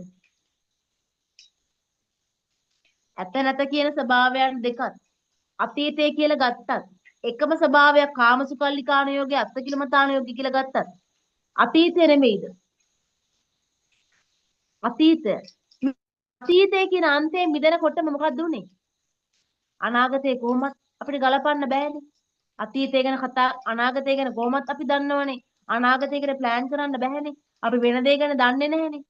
එහෙනම් වර්තමානයේ මොකද මේ මොහොත පිළිබඳව කිසිම දෙයක් පිළිබඳව කතා කරන්න බෑ. අඩු ගානේ මම පිළිබඳව කතා කරන්න බෑ. මම අහවලා මම ධම්ම නිරෝධා කියලා මට කතා කරනවා නම් මේ ධම්ම නිරෝධා කියන නමත් කොහෙන්ද ආවේ මට? අතීතයෙන්මයි. අතීතයෙන්. දැන් අතීතය කියන සංඥා ටික මිදුනොම අතීතය කියන අන්තයක්. ඇයි මේ අන්තයන් කිව්වේ? අන්තයක් කිව්වේ පාවිච්චි කරන්න එපා, භාවිතා කරන්න එපා කියන අර්ථය. නම් අපි දැන් කරන්නේ මොකද්ද? භාග්‍යවතුන් වහන්සේ භාවිතා කරන්න එපා කියපු දේම අපි භාවිතා කරනවා. එහෙම නෙවෙයිද? එහෙම. දේමේ භික්කවේ අන්තා පබ්බජිතේන නසේවි තබ්බා කිව්වා. දැන් පබ්බජිතේන නසේවි තබ්බා කිව්වාම එහෙනම් මේ පැවිද්ද විසින් එහෙම නැත්නම් නිවන් මාර්ගය තුල ගමන් කරන්න විසින් සේවනයෙන් නොකළ යුතු අන්ත දෙකයි. ඒ දෙක කරන්න එපා. දැන් කරන්න එපා කිව්වට අපි කරන්නේ මේක නෙමෙයිද? මෙන්න මේ කරන්න එපා කියපු දේ නොකළොතින් ඔබ ඉන්නෙම කොතනද? ඔබ ඉන්නෙම නිවනමයි. අතීතයේ කියන ස්වභාවයෙන් මිදුණු තැනක මේ මොහොතේ කතා කරන්න දෙයක් නැහැ. එහෙනම් මේ මොහොතේ නොහට ගැනීම. ඔබ ඔබේ ජීවිතය තුල ඔබට කවුරු හරි බනිනේවා. ඕවනේ අපිට තියෙන ප්‍රශ්න. අරයා බැන්න, මෙයා බැන්න, දොස් කිව්වා, මරණයක් වුණා, මගුල් ගයක් වුණා, යන්න සිද්ධ වෙනවා. ඔය තමයි ප්‍රශ්න. අපි කොහොමද මේ එදිනදා ජීවිතය තුළ මේවට මේ නිවන මේ තුලින් නිවන ළඟා කරගන්නේ? ඕකනේ අපිට තියෙන ප්‍රශ්නේ. අපි අත්දැකීම් ලබනවා. හැබැයි මේ අත්දැකීම් මටමයි වෙන්නේ කියලා දැනෙනවා.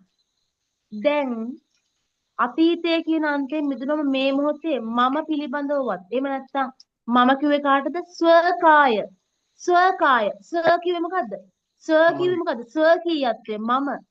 මගේ කාය. මගේ කාය මොකද්ද? මගේ පංච උපාදානස්කන්ධේ පිළිබිඹු වීම. විද්‍යාමානක මමත්වය පිළිබිඹු වීම. දැන් අතීතයේ කියන අන්තයෙන් මිදුනොත් මේ මොහොතේ මමත්වයක් ගැන කතා මම ගැන කියන්න පුළුවන්ද? මමත්ව ස්වකීයත්වය ගැන කියන්න පුළුවන්ද?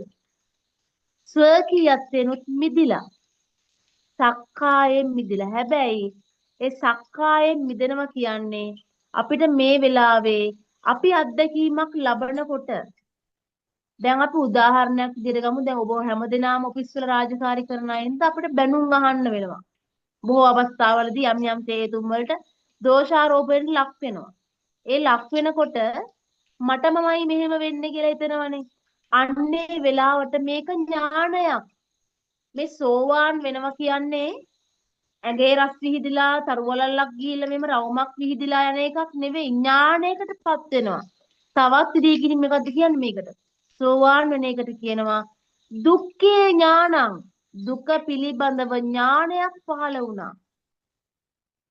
මොකද්ද මේ ඥානය? මේ මොහොත තුල මේ මොහොත තුල අපි ඉන්නේ කොයි මොහොත තුලද? අතීතයේ කියන තැනින් මිදිලා අනාගතයේ මිදිලා මේ මොහොතේ. දැන් මේ මොහොත ජීවත් වෙනකොට අපි අනාගතය පිළිබඳව සිතුවිලි එන්න පුළුවන්. අතීතයේ පිළිබඳව දේවල් අපිට සිහිපත් වෙන්න පුළුවන්. දැන් මේ සිහිපත් වෙන එක නවත්තන්න පුළුවන්ද? අපිට කවදාවත් මේ සිහියට එන එක සිහිපත් වෙන එක මානසිකාරය නවත්තන්න බෑ. ඒක රහතන් වහන්සේටත් සිදු වෙනවා. කාය සංකාර වචී සංස්කාර විදියට මේ මානසිකාරය සිදු වෙනවා. මානසිකාරය සිදු වෙන්නේ නැත්නම් කවුද යා? පිස්සෙක්.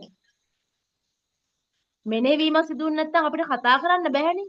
භෞතික ලෝකේ තුන දේවල් අඳුන්වලා දෙන්න වෙනුනේ දැන්. රහතන් වහන්සේ නමක් වුණා සෝවාන් වුණත් අපි එදිනදා ජීවිතයේ දේවල් පිළිබඳව කතා බහ කරලා ජීවත් වෙන්න වෙනවනේ. ඒ වතුනින් කතා කරන්න දෙයක් නැති වෙනවනේ. මේක නුවණක්. මේ මොහොතේ අපිට කවවර දෝෂාරෝපණය කරනකොට මේ දෝෂාරෝපණය කියන එක හඳුනාගන්නේ කවුද? එයාද මමද? මම අඳුනා ගන්න කලින් අසා දැනගත්ත වචන වලට සාපේක්ෂව නෙවෙයිද?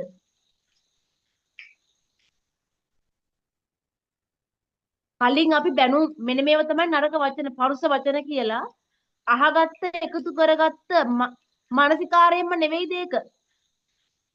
අපි අරගෙන තියෙන්නේ. අතීතයෙන් පරිහරණය වීමක් නෙවෙයිද? සම්මුතියත් එක්ක ගලපගෙන අපි වේදනාව විඳිනවා. මේ වචනේ අඳුනගෙන තියෙන සම්මුතියෙන්. එතකොට ඒ වචන නරක වචනයක් කියලා අපිම මානසිකාර කරමින් පීඩාවටපත් වීමක් තමයි එතන වෙන්නේ. ඒ වචන සමග ගැටීම හෝ ඇලීම ඇති කරගෙන. ඔක තමයි සාරාංශය. දැන් අපි සම්මුතිය කියන කොටස අයින් කරමු. අපි දැන් අතීතය කියලා ගත්ත කොටස නෙමෙයි. අතීතයෙන්. වචන ටික දාලා අපි අතීතය කියලා. දැන් අතීතය කියන කොටස මතක් වෙන්නේ මේ වෙලාවේ නේද? එහෙමයි. දැන් ඒව පරුස වචන කියලා මතක් වෙන්නේ මේ වෙලාවේනේ. දැන් මේ වෙලාවේ එක පරුස වචනයක් කියලා මතක් වෙන්නේ අපිට අතීතේ පරිහරණය වීමක් නිසා නේද? එහෙමයි. ඒක වෙනකොටම අපිට ප්‍රඥාව මේක නිරන්තරව මුල් කාලෙදි මේක ටිකක් අමාරුවෙන් ප්‍රැක්ටිස් කරන්න ඕන. ටික වෙලාවක් යනවා. වෙනකොටම මොකද කරන්න ඕන? මේක ඇවිල්ලා මට මේ අතීතයෙන් තමයි අතීත සංඥා ටික නිසා තමයි මම මේක මේ පරුස වචනයක් කියලා අඳුනාගත්තේ. එහෙනම් මේ වෙලාවේ පරුස වචනයක් වෙනවා නම් මොකද්ද වෙන්නේ? අතීතය සම්බන්ධ නිසාමයි. එහෙනම් මේ මොහොතේ මොකද්ද ඒක? අතීතය කියන සංඥා ටික අයින් කළාට පස්සේ සුතේ සුත මත්තං ඇසුනනම් ඇසුනා පමණයි. ඇසීම පරුස වචනයක් වෙනවනම් සින්දුවක් වෙනවනම් බණක් බවට පත් වෙනවනම් කුමක් නිසාමද ඒක සිද්ධ වෙන්නේ? අතීත සංඥාවන්ගේ සමුදය වීම නිසාම. එහෙනම් අපිට වෙන කරන්න කිසිම දෙයක් නැහැ. මෙන්න මේ තැන අපිට දෙයක් පෙනුනත් අපිට දෙයක් ඇහුනත් දැනුනත් දැනගත්තත් සිද්ධ වෙන්නෙම දැන ගැනීමක් සිද්ධ වෙනවා නම් වෙන්නෙම මොකද්ද? අතීතයමයි අපි පරිහරණය කරන්නේ. නම් අතීතය පරිහරණය කිරීම මිදීම තුළින් මේ මොහොතේ ශුන්්‍යතාවය අත්විඳීමට පුළුවන්. එහෙනම් මේ විදියට සෑම අත්දැකීමක්ම නූපදින ස්වභාවය, ශුන්්‍යතාවය, නිරෝධය දකිමින් ගමන් කරනකොට මොකද්ද වෙන්නේ? ඒක භාවිතා බහුලී කතා වෙනකොට නොදැනුවත්වම අපි මොකද වෙන්නේ? අර මට කියන ස්වභාවය නිකාම්ම ප්‍රහාණය වෙනවා. දැන් රිදෙන්නේ නැහැ. ඔළුවට ගහලා ගියත් රිදෙන්නේ නැහැ. නමුත් ඔළුවට ගහනකම් අපි බලාගෙන ඉන්නේ නැහැ. මේක නුවණ. එතකොට බාහිර කෙනත් එක්ක ගැටෙන්න පටන් ගන්නවද? නැහැ. බාහිරයක් එක්ක ගැටෙන්න පටන් ගන්නෙ නැහැ. අපිට වෙන කරන්න කිසිම දෙයක් නැහැ. මෙන්න මේ කොටස ප්‍රැක්ටිස් කිරීම විතරයි. නමුත් මූලික වශයෙන් නිවන අපි අර්ථකථනය කළාට මේ ත්‍රිපිටකය තුළ විවිධ පර්යායන් තියෙනවා. පටිච්චසමුප්පාදය, සතරසතිපට්ඨානයේ විදියට. අපි ඒවත් දැනගත යුතුයි. එතකොට අපිට මොකද්ද වෙන්නේ? මේ හැමෝටම මේ පර්යාය නොතේරෙන්න පුළුවන්. කෙනෙක්ට පටිච්චසමුප්පාදයේ පැත්තෙන්, කෙනෙක්ට සක්කාය සමුදය පැත්තෙන්, කෙනෙක්ට චතුරාර්ය සත්‍ය පැත්තෙන් කොහෙන් හරි තේරෙයි. එතකොට අපි මේ විටෙන් විට අවස්ථානුකූලව මේ එක එක මේ න්‍යායන් කතා කරමු, සාකච්ඡා කරමු. දැනට මූලික වශයෙන් වෙන කතාවක් නැහැ. කවුරු කොහොම කිව්වත් මේ මෙතනයි නිවන. මේ ටිකමයි නිවන. අතීත සංඥාවන්ගෙන් මේ අතීත පංච උපාදානස්කන්ධ අත්දැකීම් ටිකෙන් මිදීමමයි. මිදෙනවා කියන්නේ මොකද්ද? මතක් වෙනකොට මේ මතක් වෙන්නේ අතීත සිදුවීමක්ම. එහෙනම් මට මේක වැඩක් නැහැ කියනකොටම Taman දැසට හැරිලා ඉවරයි. බාහිරයක් ගැන හිතන්න මතක් වෙනවද? නැහැ. නම් මේක දැනගන්න එකම මොකද්ද කියන්නේ? මෙන්න මේ ස්වභාවය මෙතෙක්කල් මම කරගෙන ආපු ක්‍රමය නෙවෙයි. මෙන්න මේකයි මම යා යුතු මඟ කියලා Tamanට තේරුණා නම් අන්න එතෙන්ද මොකද්ද කිව්වේ? සෝතාපන්න වුණා. ඒ සෝතාපන්නයි කිව්වේ ආර්ය ශ්‍රාවකේ. ආර්ය කිව්වේ ඇයි? ආර්ය කියන්නේ මොකක්ද?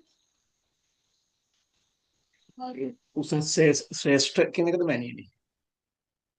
ආර්ය කිව්වේ ආපු රිය මග නවත්තපු නිසා, රිය අරිය කරපු නිසා. රිය අරියයි. රිය කිව්වේ මොකකටද මේ? වාහනයකටද නෑ. මේ රිය කිව්වේ සංසාරය. නම් සංසාරේ නැමැති ගමන නවත්තපු කෙනා කවුද? ආර්යයි. එහෙනම් ආර්යයි කියන ස්වභාවයටපත් වෙන්න මොකද්ද වෙන්න ඕනේ? සෝවාන් කිව්වත් එකයි, ආර්ය සංඝ කිව්වත් එකයි. දැන් සංඝ කියන්නේ පැවිද්දන්ට පමණයිද? නෑ. සෝවාන් නම් ගිහි සංඝ ඉන්නෝ, පැවිදි සංඝ ඉන්නෝ. දැන් යන සෝවාන් වෙන මහ දෙයක්ද? Tamanට මේක කියනකොට පැහැදිලි වුණා නම් එතනයි සෝවාන්. ඇයි ඒ? සෝතාව දානේ සුතමේ ප්‍රඥාව පහළ වෙලා. ප්‍රඥාව පහළ වෙන්නේ වෙන කාට හරිද? Tamanට පහළ වෙන්නේ ප්‍රඥාව. මම මෙතෙක්කල් අහපු කරපු කියපු ටික හරිද? එහෙම නැත්නම් ඒක වැරදිද? මම යා යුත්තේ මේ මාර්ගය තුල කියන එක Tamanට අවබෝධ වීමයි සෝවාන් කියලා කියන්නේ. දැන් එතකොට අවබෝධ වීම කොහෙද සිද්ධ වෙන්නේ? තමා තුළම තමා තුල. දැන් මේ කාර්ය බාහිරට පේනවද? දැන් නෑ. ඔය සියලු දෙනාම ඔය ඉන්න ස්වභාවය තුල මට කියන්න බෑනේ මෙයා ඉංජිනේර කෙනෙක්, මෙයා ડોක්ටර් කෙනෙක්. ඒක තියෙන්නේ කොහෙද? තමා තුල. එහෙනම් මේ ප්‍රඥාව මෝදු වෙන්නේ කොහෙද? ප්‍රඥාව අවදි වෙන්නේ කොහෙද? තමා තුල. එතකොට තමන්ට තමයි මෙතෙක්කල් මං ආපු මාර්ගය හරිද? දැන් යන පාරද හරි? මම මේක එහෙනම් හරි වැරද්ද තෝරාගෙන දහම්මකට පිළිපන්න වීම තමයි මොකද්ද? සෝවාන් වෙනවා කියන්නේ. නැතුව ත්‍රිපිටකයේ තියෙන සියලුම පරයයන් දැන ගැනීම නෙමෙයි සෝවාන් වෙනවා කියලා කියන්නේ. එහෙනම් මේක තමයි මාර්ගේ. මම යා යුත්තේ මේකේ. ඔච්චරමයි සෝවාන් වෙනවා කියලා කියන්නේ. නමුත් දේශකයෙක් වුණාම දේශනා කරන්න ඕන හින්දා මොකද ත්‍රිපිටකයේම කල්යාණ මිත්‍රය කරගත් යුගයක් තියෙන නිසා මොකද වෙලා තියෙන්නේ? අපිට ත්‍රිපිටකය බලන්න වෙලා තියෙනවා. නැත්තම් බුද්ධ කාලේ එක්කිනාට කිව්වේ මොකද්ද? එක පණිවිඩයයි. එතනින් එයා අවසන්. දැන් කෝලිත උපතිස්ස මොකද්ද කියන්නේ පණිවිඩේ? කෝලිත උපතිස්ස කිව්වේ සරියුත් මුගලන් මහරහතන් වහන්සේලා ගිහි කල. මොකද්ද කියන්නේ? යේ ධම්මා හේතුප්පවවා නේද? ඒ ධම්මයි. තේ සංචයෝ හේතුන් තථාගතෝ නේද? එහෙම කියලා මොකද්ද කියන්නේ? අන්න අතර මහා ශ්‍රමණයා වැඩ ඉන්නවා. මේ නොයිපදීව නිරෝධයක් පිළිබඳව දහමක් කියනවා. මට වැටහුනේ එච්චරයි. ඔබට තව ඕනනම් ගිහින් ආගන්න කියනවා. ඔච්චරයි කිව්වේ. ඔන්න කල්යාණ මිත්‍රත්වයේ කොට නැගුණා. දැන් කල්යාණ මිත්‍රය කිව්වේ ඇත්තරම කාටද? බණ කියපු හැමෝම කල්යාණ මිත්‍රයෝද නැහැ? කාලය යානාවක් කර දුන්නේ කවුරු මිත්‍රත්වයේද? එතනයි කල්යාණ මිත්‍රත්වය. ඒකයි කල්යාණ කිව්වේ.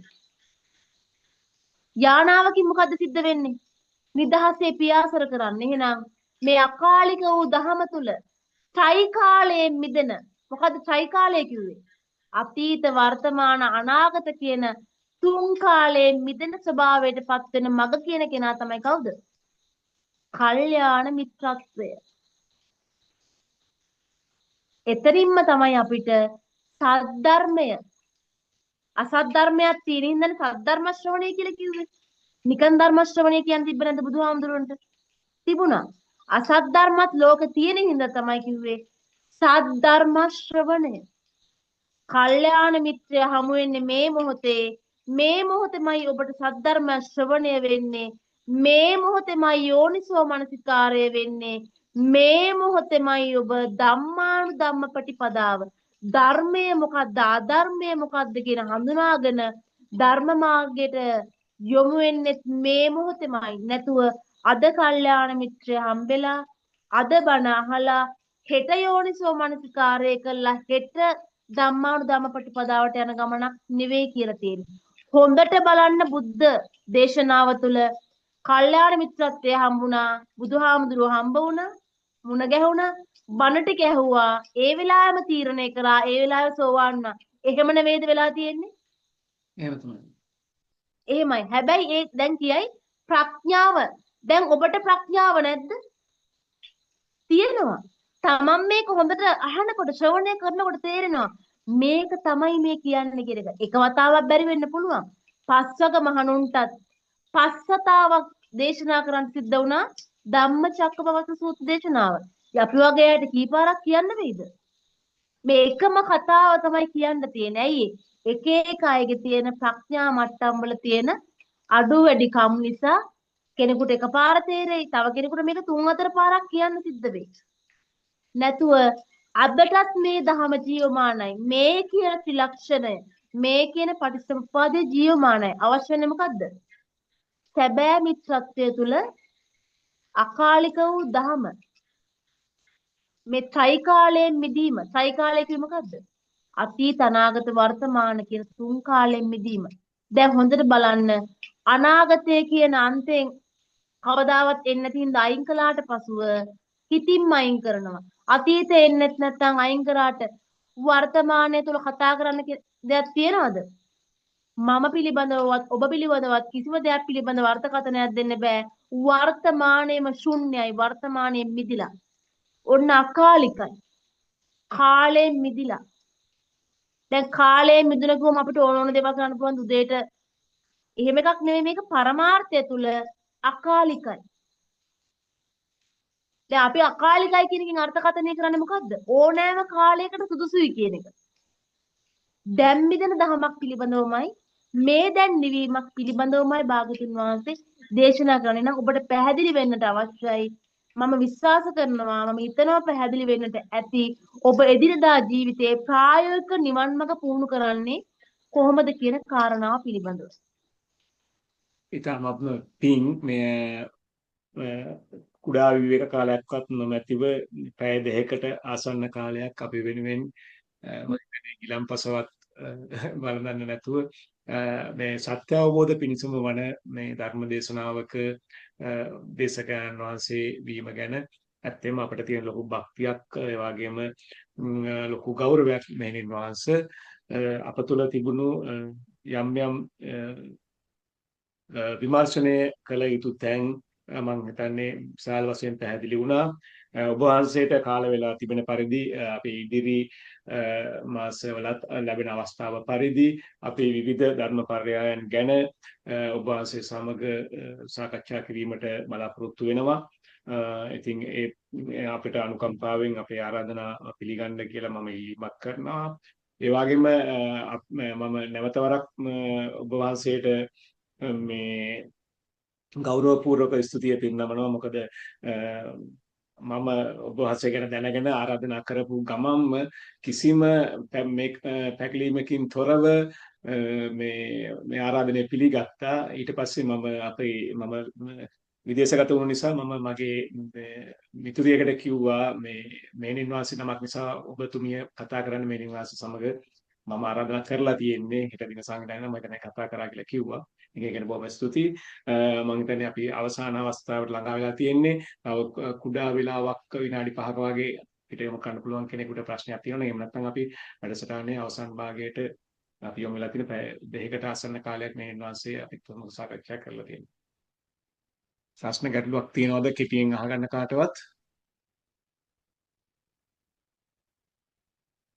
දැනට නැති බවයි පෙනී යන්නේ. මේන් වාස පුණ්‍ය අනුමෝදනාවක් වෙනම තියනවද නැත්නම් මම අවසාන මේ කරන්නද? හොඳයි. එසේනම් තෙරුවන් සරණයි සහභාගී. හොඳයි. අද දවසේ විශේෂයෙන්ම 2025 වර්ෂයේ 10 වෙනි මාස 19 වන දින රාත්‍රී 8 සිට රාත්‍රී 10ට ආසන්න පැය දෙකකට ආසන්න කාලයක් පුරාවටම ඒ සදහම් මග දහම් සාකච්ඡා ඒ කණ්ඩායම විසින් සංවිධානය කරන ලැබූ ඒ සදහම් සාකච්ඡාවට සහභාගී ඔබ සියලුම දෙනාට මේ ආත්ම භාවය තුළදීම මේ භවය තුළදීම උතුම් චතුරාර්ය සත්‍ය සංඛ්‍යාත නිවන් මාර්ගයේ පූර්ණ වීම පිණිසටම කල්යාණ මිත්‍ර සම්පත්තිය නිරන්තරවම ලැබේවා. ඒ වගේම ඔබ සියලු දෙනාටම මේ කරන්නා වූ පුණ්‍ය කටයුත්ත දාන පාරමිතාව පූර්ණ වීම පිණිසම හේතුපුනිෂ්ඨ වේවා. ඔබ සියලුම දෙනාටම මේ කරන්නා වූ කටයුත්ත තුළින් චතුරාර්ය සත්‍ය සංඛ්‍යාත නිවන් මඟ පූර්ණ වීම පිණිසම ප්‍රඥාව පහළ වීමටම මේ කරන්නා වූ කටයුත්ත ප්‍රඥා පාරමිතා පෞරක් බවටම පත් වේවා කියලා ආශිර්වාද කරනවා. සුඛී හෝතු අභිවාදන සීලිස්ස නිච්ඡං වද්ධාපචායිනෝ චත්තාරෝ ධම්මා වඩ්ඩಂತಿ ආයුවන්නෝ සුඛං බලං ආයුරාෝග්‍ය සම්පatti සග්ග සම්පatti මේවච අතෝ නිබ්බාන සම්පatti ඉමිනාතේ සමිච්ඡතු. තෙරුවන් සරණයි. සිදුනාන චතුරාර්ය සත්‍ය අවබෝධයෙන් වේ. සාදු තෙරුවන් සරණයි. ස්තුති පූර්වක පුණ්‍ය අනුමෝදනාව ගිහි පාර්ශ්වය වෙනුවෙන් තෙරුවන් සරණයි නැවත වර සියලුම දෙනාට සදහම් මඟ සමූහයෙන් මගින් සංවිධානය කරනු ලැබූ සදහම් කතිකාවත ධර්ම සාකච්ඡාමය වැඩසටහනේ අවසන් සමාප්ති කොටසයි අපි සියලු දෙනා ළඟා වෙලා තිබෙන්නේ. ප්‍රථමයෙන්ම අද වැඩසටහන සාර්ථක කර ගැනීම පිණිස අපගේ කාරුණික ආරාධනය පිළිගෙන වැඩමවා වදාළ නිරෝධ ආරණ්‍ය වාසී පූජ්‍ය කරන්දනීය ධම්ම නිරෝධ මෙහෙණින් වහන්සේටත් මෙම ධර්ම දේශනාමය කුසල ආනිසංස අත්පත් වේවා. උන්වහන්සේ බලාපොරොත්තු වන පරිදි උතුම් වූ චතුරාර්ය සත්‍ය අවබෝධය ඉක්මනින්ම ළඟා කර ගැනීමට අවශ්‍ය කරන සියලුම වීර්ය ප්‍රඥාව බලය ඔබ වහන්සේට පහළ වේවායි කුසල් සිතින් මා ඇතුළු ධර්ම ශ්‍රවණයට සහ සම්බන්ධ වූ සියලු දෙනාමත් ඉන්පසුව මෙම වීඩියෝ අපි බෙදා හැරීමෙන් පසුව නැවතත් ධර්ම ශ්‍රවණය කරන විශාල පිරිසක් ඉන්නවා. සියලු දෙනාගේම ආශිර්වාද ඔබ වහන්සේට අත්පත් වේවා.